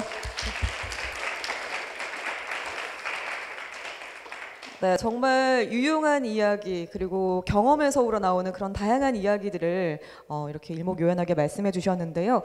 저희 바로 Q&A 세션으로 넘어가기에 앞서서 지금 시각이 지금이 4시 7분을 가리키고 있습니다. 약 한 5분 정도 브레이크 타임을 갖고 저희 Q&A로 넘어가도록 하겠습니다. 4시 12분에 다시 시작하도록 할게요. 잠시 후에 뵙겠습니다. 네, 조금 전에 우리가 이제 이청청 대표님의 어떤 강연 굉장히 오랜 시간 이렇게 함께 듣고 또 많은 것을 느끼고 또 배우셨으리라 생각합니다. 저도 들으면서 참 이 패션 브랜드가 성공하기까지는 그 과정이 정말 쉽지 않구나. 해외로 진출하는 그런 과정이 뭐 하나만 생각하는 것이 아니라 여러 부분을 다 고려해서 진행이 돼야 되는 거구나라는 걸 다시 한번 느낄 수가 있었는데, 그런 점에서 여러분들께도 많은 어떤 도움이 됐었으리라 생각합니다. 자, 해외 컬렉션에 참가하기 위해서 일단 나를 먼저 알아야 된다. 자기 브랜드에 대한 분석, 그리고 뭐 타임라인 작성, 바이어 리서치, 그리고 뭐 다양한 기관에서 진행한 어떤 지원 사업에 대한 정보를 획득하고 거기에 또 발빠르게 또 대처하고 또 정보를 통해서 지원을 받는 그러한 노력들, 이 모든 것들이 아마 지금의 라이가 있지 않았을까 생각이 되는데요. 강연 들으시면서 분명히 궁금하신 점 혹은 뭐 하시고 싶은 말씀이 있으실 거라 생각을 해요. 일단 저희가 온라인으로 지금 시청해 주시는 분들 그리고 오프라인 현장에 계신 분들 저희가 차례차례로 질문을 받도록 하겠습니다. 일단은 우리 현장에 계신 분들 먼저 질문을 받도록 할게요. 궁금하신 분은요, 손을 들어주시면 네, 먼저 들어주셨기 때문에 일단 마이크 전해 주실까요? 네, 간단하게 자기소개 해주시고 질문해 주십시오. 안녕하세요. 저는 지금 현업에 있고요. 이름은 문지혜라고 하고 루라는 이름으로 지금 온라인에서 판매를 하고 있는데요. 저희가 인부복, 그다음에 애기용품 이런 특허가 나와야지만 판매할 수 있는 것들을 디자인하고 만들어서 판매하고 있습니다. 일단 저희 세 가지인데요. 저희가 지금 바이어 연결을 어떻게 하는지, 그러니까 러닝이니까 패션위크에 나가지 않고 뭐 어떤 부스라든지 이런 기회가 없었을 때 지금 바이어를 어떻게 찾는지, 그게 첫 번째고, 두 번째는 가끔 저희 쪽 이메일에 에이전시들이 연락이 많이 와요. 보통 뭐 일본 관련해서 판매한다. 그래서 저희가 몇 번 했었는데 결과는 잘 안 됐어요. 네, 그리고 두 번째는 루키라고 말씀하셨던 부분, 그 시점이 저희가 지금 오픈해서 하고 있는 지가 한 4년 정도가 됐는데 스포트라이트를 받은 그 시점을 루키라고 봐야 되는 건지, 아니면 오픈했을 때 런칭이 시작했던 시점을 루키라고 봐야 되는 건지, 그러니까 온라인에서는 저희가 한번 살짝 언론을 탔다가 지금 내려왔던 케이스라서 그게 궁금하고요. 그리고 마지막으로 지원 사업을 많이 활용을 하고 싶은데 그 사업 계획서라든지 서류를 쓰는 부분들이 많아요. 근데 이거를 대신 해주겠다고 하는 업체들이 굉장히 많거든요. 예, 아시겠지만 거기서 지원 사업에서 일부를 받아서 자기네 쪽에 마케팅 피드백으로 해주고 그래서 한번 저희가 진행을 했었어요. 근데 지원 사업에 대한 서류가 저희가 보기에는 어쨌든 좋진 않았거든요. 근데 그거를 있는 그대로 저희 이제 스토리텔링을 해서 적는 게 좋은 건지 아니면 지원 사업 사업 계획서를 잘 쓰시는 전문가들한테 그래도 어느 정도 조언을 구해서 작업을 하는 게 좋은 건지 네, 이렇게 궁금합니다. 네, 일단은 약간 특수한 그러니까 인부복을 하시는 거고, 네. 그리고 아까 전에 하나 더 말씀. 애기 옷도. 애기 옷. 네. 사실 요즘 아이옷들은 굉장히 인기가 많다고 들었어요. 그러니까 쇼룸 비즈니스 하시는 분들한테도 그렇고, 그러니까 저는 아이옷이 출생률이 떨어져서 아이옷이 약간 미래가 없지 않나라고 생각을 했었는데 오히려 정말 나의 아이들에게 잘 입히자라는 식으로 해서 고가의 옷들도 많이 팔리고 제가 아는 분들도 쇼룸 비즈니스 쪽에서 지금 아이옷에 대한 볼륨이 굉장히 커져간다라고 들었어요. 그래서 일단은 그런 바이어 컨택을 말씀을 하셨는데 개개인별로 만약에 바이어 컨택이 어렵다라고 하신다면은 저는 그런 에이전시랑 협업을 일단은 계속 해보시는 게 맞는 것 같아요. 근데 그 에이전시가 과연 그러면은 아이옷이나 인부복에 대한 이해도가 있는 에이전시인지 그런 브랜드를 가지고 있는지 그리고 그런 브랜드가 있으면 어디에 어떻게 파는지를 자료를 요청을 하셔야 되거든요. 왜냐면은 아주 간략하게 생각을 하면은 이 쇼룸이 만약에 캐주얼을 굉장히 잘 파는 쇼룸이에요. 근데 저는 정장을 잘해요. 그러면은 이 캐주얼을 잘 파는 바이어 쇼룸은 캐주얼을 취급하는 바이어들만 많지 정장을 취급하는 바이어는 없어요. 예를 들어서 그래서 꼭 그 바이어가 그 쇼룸이 그 에이전시가 그런 브랜드들이랑 일을 해보아서 수출을 한 경험이 있는지 이 부분을 꼭 따져보셨으면 좋겠고 아니면은 저희가 약간 좀 무대포식으로 했던 방법 중에 하나는 그 생각하시는 그런 좋은 바이어나 이런 몰 같은 데 있잖아요. 그런 데다가 메일을 끊임없이 보내봤어요. 거기 막 담당자부터 시작해서 뭐 저희 뭐 직원이 이제 뭐 보냈습니다. 뭐 언제 보냈어요? 뭐 네, 저번 달에 보냈습니다. 그러면 또 보내세요. 또 보내세요. 저는 계속 받을 때까지 그러니까 이런 정말 맨땅에 헤딩 방식으로도 저희는 많이 해봤어요. 그러니까 정말 안 될 때는. 그래서 지금 해외 전시에 직접 참여를 하실 수가 없는 상황이기도 하고 또 그런 인부복 같은 경우에는 전시가 있는지 저는 솔직히 잘 모르겠는데 아동복 페어 같은 데 통해서 일단은 국내 쪽을 좀 활성화시키시면서 계속 해외 쪽을 같이 노려보시는 게 어떨지라는 생각이 좀 들었고 그리고 네, 마지막은 이제 네. 네, 사업 계획서를 직접 써야 네. 하는 건지 대행을 통해서 해야 하는 건지 네, 그리고 저는 루키의 시점. 사실 직접 썼기 때문에 왜냐하면 그것도 비용이 든다고 생각하고 돈이 아깝더라고요. 근데 저는 일단 그 목표를 잡기 위해서는 해보시는 거 괜찮다고 생각해요. 예를 들어서 제가 쇼룸 같은 거를 선택을 할 때도 이 쇼룸이 한쪽 쇼룸이 만약에 15% 이쪽 쇼룸이 한 30%를 띄어요. 도매 홀세일 개념에서 30%면 진짜 큰 거라서 남는 게 없어요. 근데 내가 내 힘으로 어차피 이게 안 되는 거면 이익이 적더라도 일단 여기랑 해서 내 판로를 개척을 하고 내 이름을 알려야겠다라는 생각을 저는 하다 보니까 좀 많이 느껴지더라고요. 저는 그래서 목적을 달성할 수 있게끔만 된다면 저는 그렇게라도 좀 해보셨으면 더 좋겠고 근데 그런 업체들도 제가 아까 말씀드린 것처럼 진짜 그런 같은 계통에서의 경험이 있는지 성과가 있는지를 꼭 확인하시면 좋겠고 그리고 루키라는 말씀하셨는데 저는 그게 이제 약간 노출이 되는 시점이라고 생각을 해요. 한 10년 정도 해도 아무도 모를 때도 있어요. 그러다가 이제 딱 빛을 발하면 사실 저는 그 루키라고 생각을 하거든요. 그래서 근데 그 브랜드의 그 텐션을 계속 잘 유지를 하실 수 있게끔 여러 가지 뭐 미디어를 활용하신다던가 아니면 조그만 이벤트 같은 거 예를 들어서 그 인부들을 대상으로 해서 그 조그만 이벤트라도 하시고 뭐 돈이 많이 들지 않는 방법 여러 가지가 있을 수 있을 것 같아요. 아니면 기프팅을 통해서 요즘 뭐 SNS 마케팅해서 뭐 선물 드린다든지 해서 댓글 달기라든지 이런 걸 통해서 좀 더 계속 브랜드가 살아 있다라는 느낌을 주시면 너무 좋을 것 같아요. 네. 현실적인 질문 세 가지를 해주셨고 또 답변까지 해주셨습니다. 일단은 뭐 아무래도 지금 하고 있는 일이 수요가 분명히 있는 부분이다 이렇게 말씀해 주셨고 에이전시에 대한 분석, 뭐 쇼룸에 대한 분석이 필요하실 것 같고 지금 루키에 대한 이야기 그리고 사업 계획서 필요하시면은 대행도 네, 필요하다 이렇게 또 말씀해 주셨어요. 답변이 되셨을 것 같고요. 또 다른 질문 네, 마이크를 전해 주시면 좋겠습니다. 지금 멀리서 오시는데요.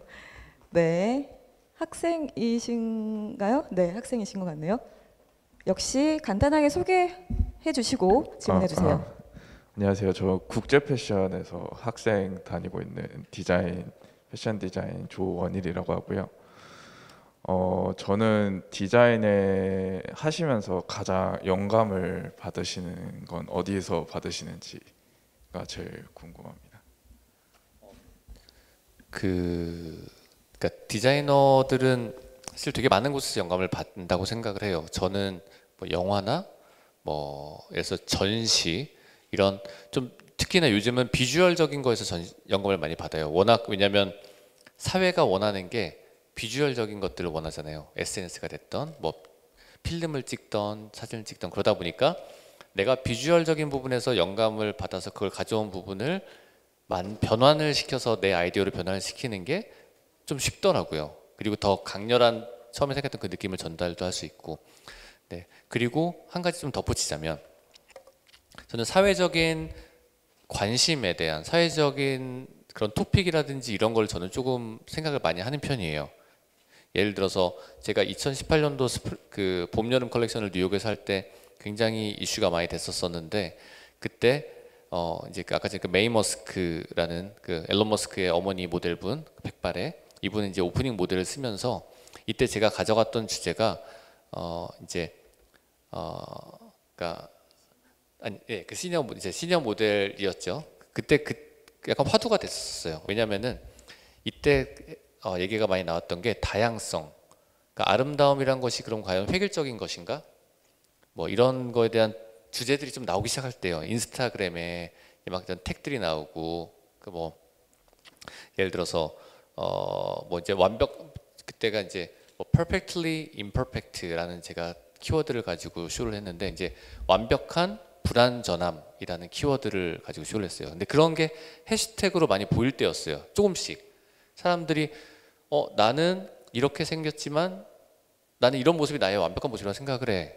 그리고 내가 이렇게 생겨도 나는 아름다워 라는 이런 예를 들어서 있는 그대로의 몸매를 보여주는 인스타그램이라든지 이런 것들이 막 나오기 시작하는 거예요. 그래서 거기서 좀 아이디어를 받아서 그 imperfect라는 단어에서 M을 밑으로 내면 I'm perfect라고 읽히게끔 그러니까 완벽하지 않음이 나는 완벽해라는 그거를 그래픽으로 티셔츠를 만들어서 그 메이 머스크가 딱 입고서 처음에 오프닝 무대를 하게끔 했어요. 근데 사람들이 딱 그것만으로도 굉장히 많은 생각을 하게 하고 그런 이슈적인 부분을 캐치를 하면 마케팅에 도움이 되는 경우가 많습니다. 네, 네, 답변이 되신 것 같아요.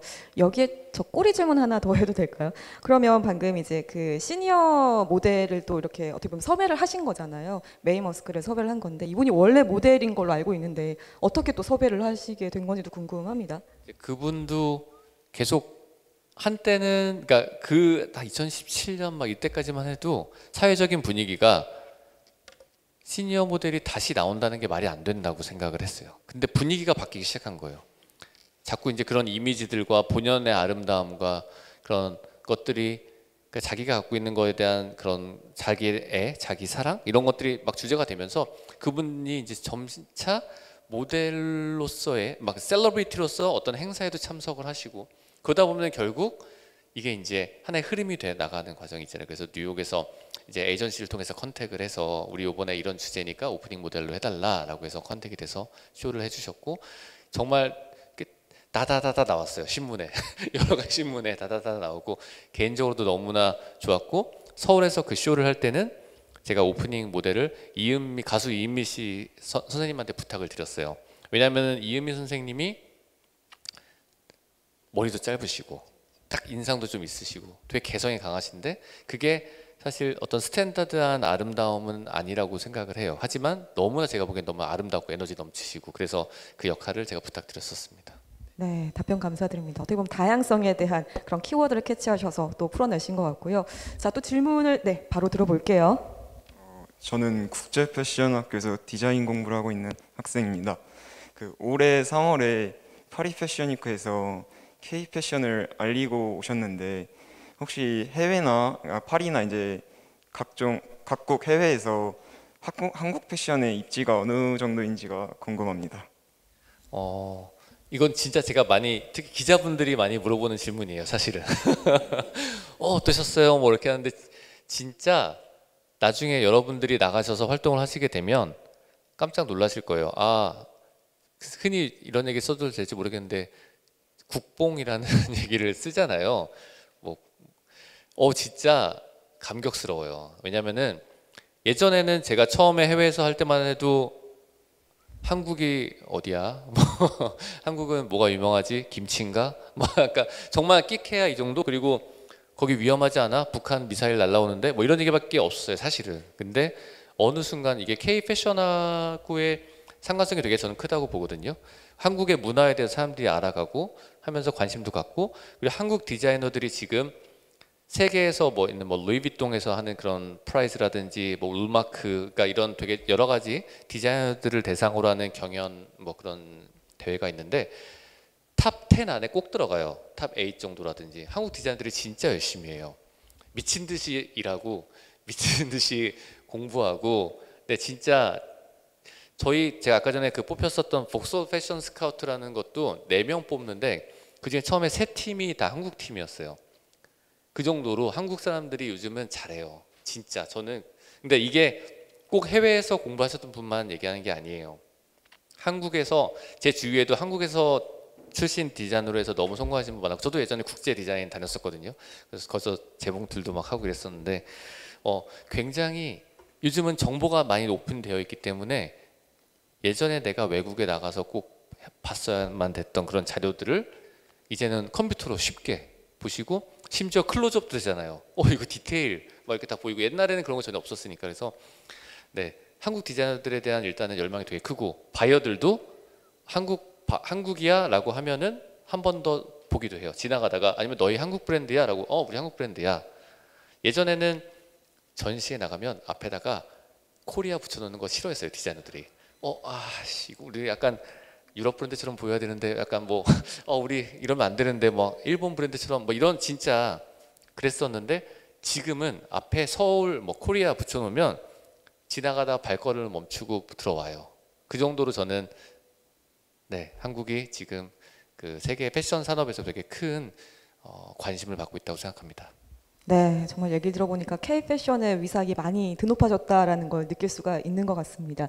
자, 또 다른 질문. 네, 저기 지금 먼저 들어주신 분 차례차례 여쭤볼게요. 지금 검정색 티셔츠 입으신 분 먼저 여쭤보고 질문 들어볼게요. 안녕하세요. 저는 한국 패션 실용 전문학교에서 온 19살 학생인데요. 질문 3가지가 있는데, 첫 번째는 제가 이제 해외에서 활동하고 싶고 특히 파리나 런던 쪽에서 활동을 하고 싶은데 런던과 파리 패션의 차이는 뭔지가 궁금하고요. 두 번째는 이제 창업 전에 패션 스쿨을 다니려는 생각을 하고 있는데 센트럴 세인트 마틴 나오셨다고 하셨잖아요. 수업은 어떠셨는지, 그리고 입학하려면 어떤 느낌의 포트폴리오를 선호하는지도 궁금해요.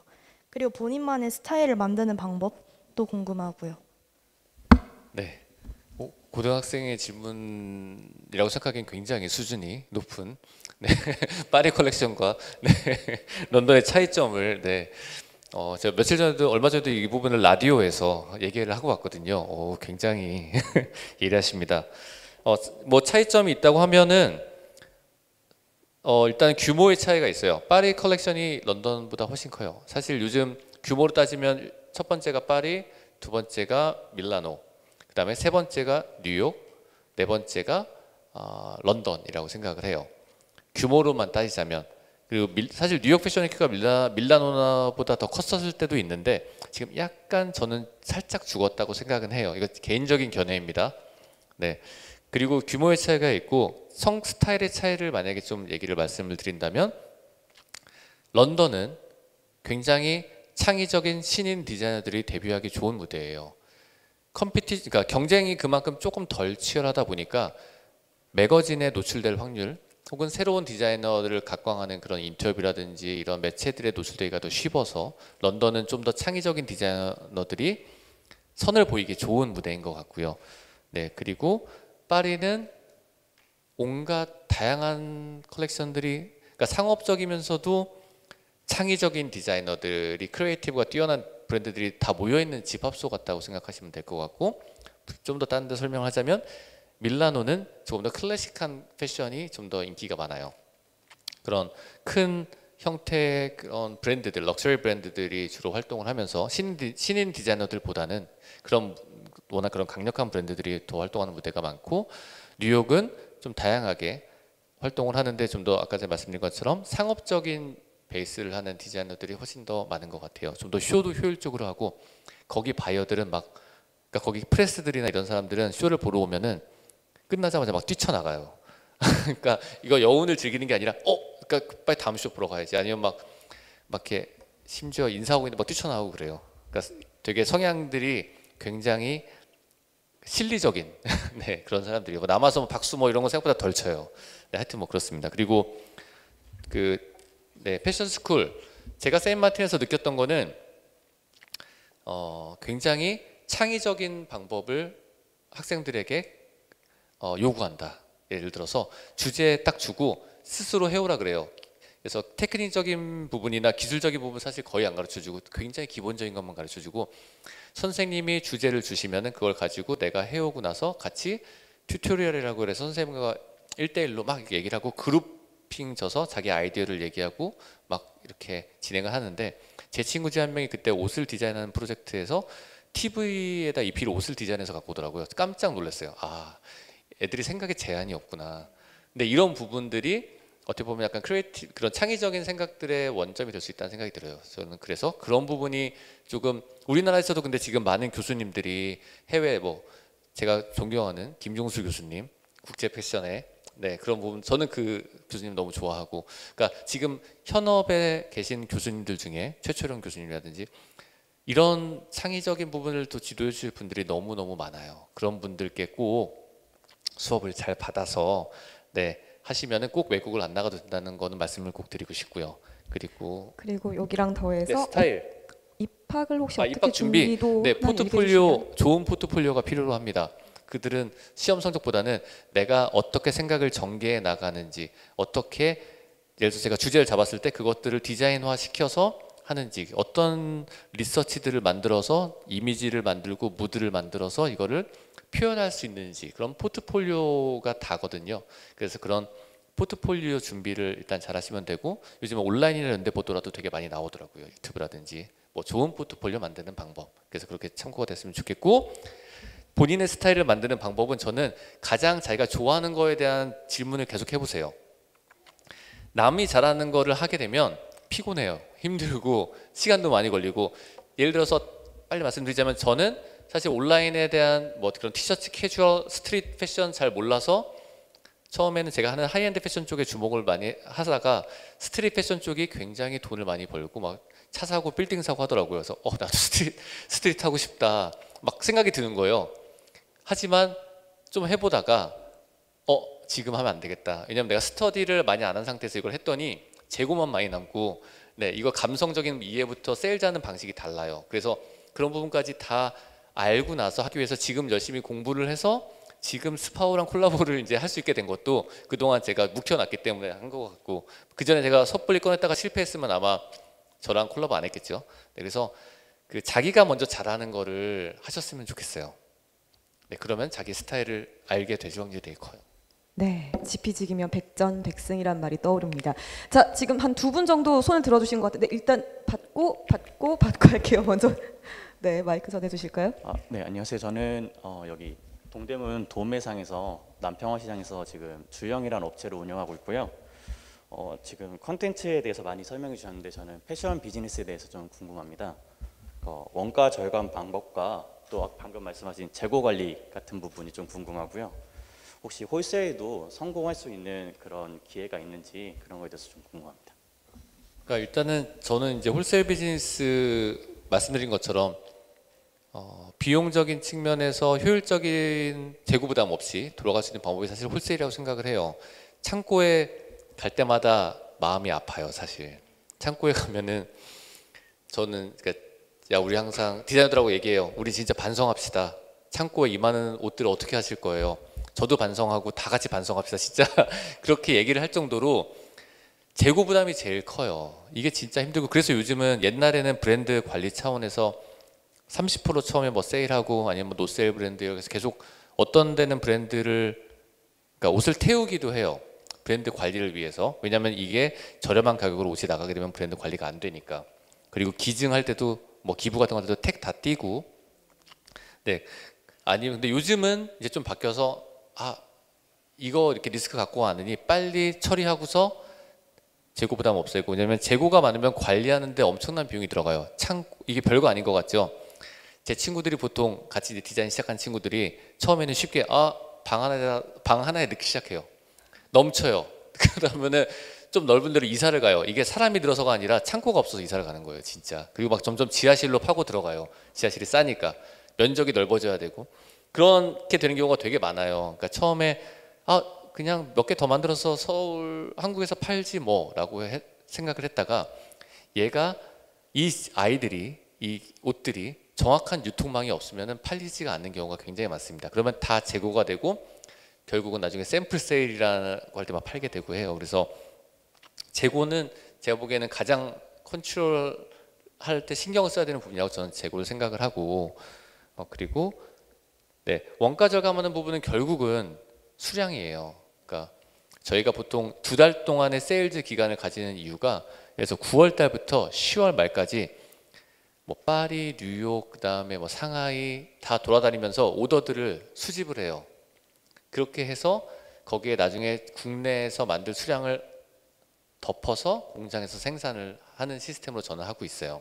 왜냐하면은 초기에 생산 수량이 너무 많으면 너무 부담이 되니까. 그래서 오더들을 막 여기서 3장, 4장 이렇게 막 모으고 막 진짜 조금만 봐도 되게 많아요. 그런 거에 다 모아서 한 번에 옷 생산을 하는 식으로 저는 하고 있어요. 근데 가방 같은 경우에도 사실 소량 생산을 하게 되면 이제 단가가 너무 많이 올라가니까. 근데 여기서 파는 사람의 입장과 사는 사람의 입장을 생각을 좀 해봐야 되는 것 같아요. 나는 10만 원이 들어서 이걸 만들었어요. 그래서 원가를 어쩌고저쩌고 하니까 20만 원에는 팔아야 될 것 같아요. 근데 내 가방을 사간 사람이 이걸 20만 원에 팔려고 했더니 아까 20만 원에 사가면은 본전이고 거의 본전이고 이걸 한 60만 원에는 팔아야지 자기가 세도 주고 돈이 남는 거예요. 근데 자기는 절대 이걸 60만 원에 못 팔겠어요. 그러면 이걸 가방을 절대 안 사게 되는 거예요. 그러면은 나는 어떻게 해야 되냐? 이 사람이 만약에 한 40만 원 정도가 된다고 치면 내 원가를 내가 손해 보는 부분을 줄여서 혹은 이거를 더 싸게 만들어서 많이 팔겠다. 매스 프로덕션 하는 식이 보통 그렇게 하는 거잖아요. 티셔츠가 정말 10,000원으로 몇 장을 만들 수가 있고 10,000원을 만들 수가 있고 11,000원 만들 수가 있고 20,000원으로 만들 수가 있는데 원가 절감을 최대한 수량을 늘리는 방법밖에 저는 없다고 생각을 해요. 대신 나는 얘를 싸게 팔아서 많이 팔아서 이익을 배수를 좀 적게 하는 대신에 남들은 2배로 팔 걸 2배를 마진을 붙일 걸 나는 1.5배만 붙이겠다라든지 아니면은 유통망 없이 내가 직접 팔아서 중간 마진을 없애고 대신 그만큼 하겠다. 요즘 그렇게 해서 많이 하는 데가 네이버 디자이너 윈도우를 되게 많이 쓰시는 이유가 얘기해도 되나요? 이렇게? 되는 거죠? 네. 거기 수수료가 5% 정도밖에 안 돼요. 보통 온라인 수수료가 뭐 35%, 뭐 30% 이렇기 때문에 차이가 많이 나는데 네이버는 사실 그걸 통해서 사람들을 집객해서 또 다른 컨텐츠를 만들어내고 이런 필요에 의해서 하니까 수수료가 굉장히 낮아요. 그러면 그런 곳에서 내가 마진율을 좀 적게 가져가면서 할 수도 있겠죠. 네. 네, 박리담회 혹은 뭐 유통망을 줄이는 방법, 네, 중간 비용을 좀 줄이는 방법 이렇게 정말 중요한 꿀팁을 얘기를 해주신 것 같습니다. 네, 어디 가서 들을 수 없는 이야기인 것 같아요. 자, 또 질문을 해주셨는데, 네, 일단 먼저 들어볼까요? 네, 마이크를 주시면 감사하겠습니다. 네, 안녕하세요. 현재 대학교에서 의료학과에서 공부하고 있는 학생입니다. 크게 2가지가 궁금한데요. 첫 번째는 저희가 이번에 과 소모임을 만들었는데 창업을 하고 싶은 나중에 자기만의 브랜드를 런칭하고 싶은 학생들이 모여서 소모임을 만들었는데 이게 원래 있던 게 아니라 코로나 때문에 끊겼다가 이제 새로 만들어서 시작하려다 보니까 현재 목표로는 우리만의 작은 패션쇼를 한번 개최해보자 이런 걸 목표로 삼고 있긴 한데 좀 그런 대학생들의 꿈나무들에게 어떤 활동을 하면 좋겠다 이렇게 추천해 주실 게 있는지도 궁금하고, 그 다음에 또 두 번째로는 제가 요즘 하고 있는 고민인데 그 패션이라는 게 창작 활동이라는 면에서 예술이라고 할 수 있잖아요. 근데 또 다른 면에서 패션은 다른 예술과는 다르게 팔려야 하고 그리고 웨어러블 해야 한다는 그 실용성이 있어야 되니까 디자인을 하시면서 팔리는 디자인과 내가 하고 싶은 디자인 사이에서 갈등한 적이 있으신지 궁금합니다. 네. 일단은 저는 대학생분들이 자본을 많이 들이지 않고 자기를 알릴 수 있는 방법, 이제 패션쇼를 만약에 한다 그러면 저는 온라인을 적극적으로 할 수밖에 없다고 생각을 해요. 근데 온라인으로 그거를 요즘 뭐 사실 여러 가지 어플리케이션도 있고, 그러니까 온라인상에서 한 명이 계속 갈아입으면서 뭐 패션쇼 형식으로 간단한 영상을 만들어서 하신다라든지, 그냥 오프라인으로 얘를 데리고 나오는 순간 많은 비용들이 발생을 합니다. 헤어 메이크업 등등등. 그래서 차라리 모델 지망하는 친구들과 같이 연계를 해서, 그러니까 디자인하는 친구들뿐만이 아니라 거기에 모델하는 친구들, 헤어 메이크업 하는 친구들, 이런 뭐 포토그래퍼들 같이 그룹을 만들어서 서로 포트폴리오를 같이 만드는 방법을 택하시면 좋을 것 같아요. 외국에서는 학생들이 그렇게 많이 하거든요. 왜냐면 내가 다 섭외해서 뭐 하면 너무 힘들고, 내가 옷 제작해서, 내가 포토그래퍼예요 만약에. 근데 나는 사진을 찍어야 되는데 옷이 없어요. 그럼 내가 옷을 만들 수 없잖아요. 그러면은 좋은 스타일리스트들, 이 사람들도 포트폴리오가 다 필요해서 스타일리스트들, 디자이너들, 뭐 조명, 이런 사람들 다 섭외, 뭐 필름 다 섭외해서 하나의 프로젝트를 같이 만들어서 모델까지 섭외하고 이런 식으로 작업을 많이 하거든요. 저는 그래서 그러니까 의류뿐만이 아니라 다른 분야를 같이 인볼브해서 했었으면 좋겠고요. 그리고 제가 항상 그러니까 그런 똑같은 고민을 되게 많이 해요. 아, 이거 너무 하고 싶은데 이거 안 팔리겠지. 또 재고로 얘를 만나겠지. 진짜 슬퍼요. 그리고 막 이제 서로 디자이너들, 저도 이제 밑에 다른 디자이너들도 있고 하다 보면은 누가 한 거 잘 팔리고 누가 한 거 안 팔리고 이러면은 나중에 멋있어 근데 안 팔려. 되게 가슴 아파요. 근데 그래서 저는 제가 생각하는 방법은, 저는 디자이너 브랜드이기 때문에 일반적인 약간 흔히 저희가 얘기하는 내셔널 브랜드라고 하는 데랑은 조금 목적이 좀 다른 것 같아요. 보통 일반적인 브랜드들은 정말 세일즈 마케팅 잘해서 세일즈를 하고 예쁜 사진 찍어서 이렇게 브랜드 스토리와 함께 파는데, 디자이너 브랜드들은 약간 자기만의 생각을 좀 더 입히려는 작업들을 많이 하거든요. 내가 주제가 이거야. 나는 이 주제를 통해서 옷을 만들겠어. 근데 그러면 저는 그 주제를 표현할 수 있는 옷들을 한 30% 만들고 70%는 굉장히 세일즈를 위한 옷들을 만들어요. 그 주제가 살짝 묻혀져 있을 정도의, 살짝 이렇게 쓱 네, 뭐 요만한 거 하나. 그러니까 그걸 같이 연관성이 있어서 같이 컬렉션을 구성을 할 수는 있되, 내 옷이 좀 안 팔리더라도 나의 의미를 보여줄 수 있는 옷들. 왜냐하면 이게 디자이너로서는 되게 중요해요. 흔히 우리가 많이 하는 얘기가 그거 라벨 띄고 나면 어디 건지 알 수 있어? 라는 얘기를 서로 그런 얘기 많이 해요. 실제로 그리고 백화점 가면은 뭐 그리고 온라인 보면은 진짜 라벨 띄면 아마 구분할 수 있는 거 거의 없을 거예요. 근데 또 그렇게 해야 팔리는 경우가 많아요. 그럼 그걸 안 할 수는 없잖아요. 근데 그걸 하면서 내가 나의 아이디어를 보여줄 수 있는 나만의 색깔이 담긴 옷을 같이 좀 컬렉션으로 와서 보여주면은 나의 오리지널리티라고 하죠. 그런 걸 좀 이어나갈 수 있을 것 같아요. 네, 어려운 내용이지만 이렇게 또 쉽게 답변을 해주셨습니다. 네, 저 또 질문을 아까 저기 모자 쓰신 분 바로 받도록 할게요. 네, 계속 기다리셨어요. 네. 일단은 저는 한국 패션 실용 전문학교에서 공부하고 있는 19살 김한서라고 하고요. 일단 첫 번째로는 해외 유학 후에 이제 해외에서 취업을 원하는데 이제 군대를 언제쯤 가야 할지도 이제 고민이고, 이제 두 번째로는 이제 이청성 씨가 생각하시는 루키는 또 누군지 궁금합니다. 루키요? 예. 아, 네. 일단은 저도 제가 유학을 2번을 했거든요. 처음에는 아트 앤 디자인이라는 센트럴 샌마틴의 아트 앤 디자인이라는 데서 공간 디자인이랑 뭐 미디어 이런 거를 공부를 했다가, 거기는 군대를 가면 1학년부터 다시 해야 돼요. 휴학이 안 돼서. 그래서 어쩔 수 없이 졸업을 하고서 군대를 갔다가 내가 진짜 배운 게 없구나. 다시 패션을 다시 공부해보고 싶다라고 해서 다시 두 번째로 유학을 가서 편입을 했어요. 세인마틴에. 그래서 유학은 사실 저는 초반에 그러니까 뭔가를 이루고 갔다 오는 걸 좀 추천을 드려요. 왜냐하면 초반에 그러니까 얼레벌레 이렇게 하다 보면 시간이 막 지나가요. 20대 중반인데 졸업도 못하고 군대도 못 갔어요. 예를 들어서. 그러면 저는 군대를 27살에 갔네요. 제가. 왜냐하면 졸업하고서 뭐 활동하고 하다 보니까 7살에 간 27 되게 늦게 갔어요. 어쩔 수 없이. 네, 그래서 그런 부분이 있고, 네, 그 아까 전에 그 취업을 해외 유학을 하고 나면 취업을 보통 목표로 하시잖아요. 근데 비자 문제라는 게 굉장히 문제가 심각해요. 저는 좀 운이 좋아서 그때 제가 공부할 때만 해도 런던에서 졸업을 하고 나면 2년 정도 취업 활동을 할 수 있는 기회를 줬어요. 그래서 그때 저는 컬렉션도 발표하고 어쩌고 막 왕성한 활동을 하다가 비자 기간이 만료가 됐는데 그래서 브랜드를 내고 그럼 거기에 있어야겠다라는 생각을 잠시 해보면서 사업자 등록증을 내려고 그런 이제 비자 문제 때문에 봤더니 세금이 어마무시한 거예요.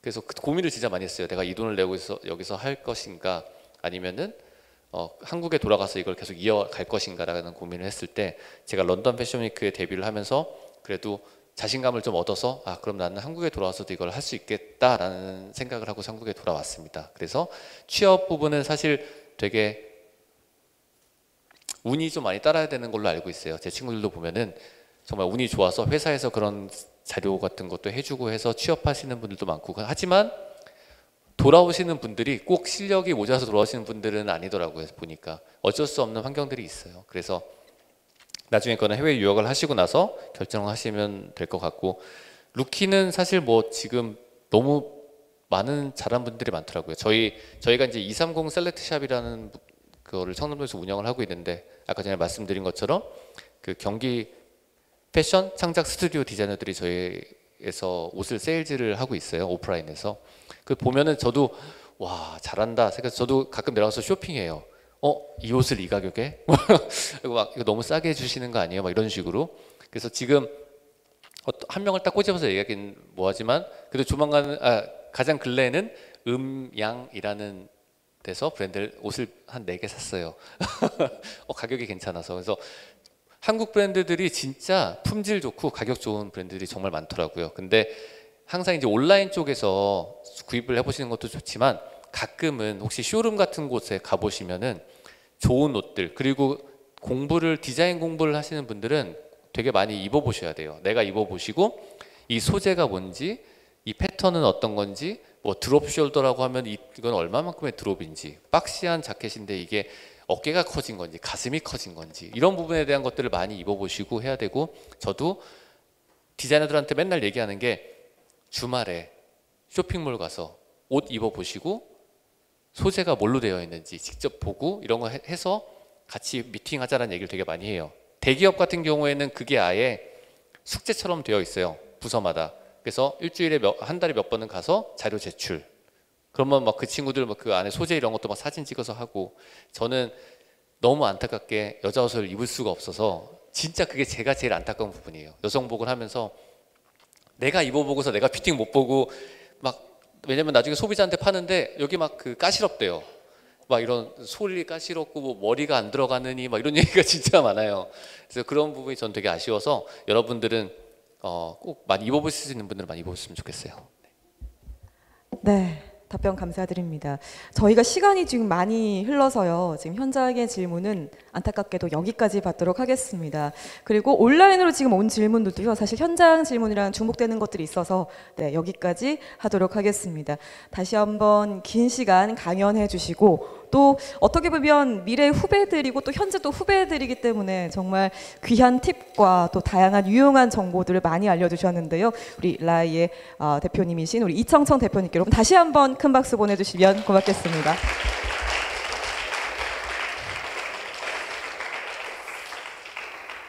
네. 패션을 관심 있는 분들에게 정말 유용한 강연이었던 것 같고요. 잘 모르는 저 또한 정말 하나하나 굉장히 마음에 와닿는 것들이 참 많았던 것 같습니다. 네, 앞으로 더 행보를 응원하도록 하겠습니다. 네, 여러분 어떻게 즐겁고 유익한 시간 보내셨는지 모르겠습니다. 저희 다음 달에도요, 이렇게 지식 콘서트 계속해서 이어질 예정입니다. 2022년 서울 패션 허브 세 번째 지식 콘서트는 여기까지 하도록 하겠습니다. 다음 시간에 또 다양한 그런 강연과 함께 여러분들께 인사드리도록 할게요. 함께 해주신 여러분 고맙습니다.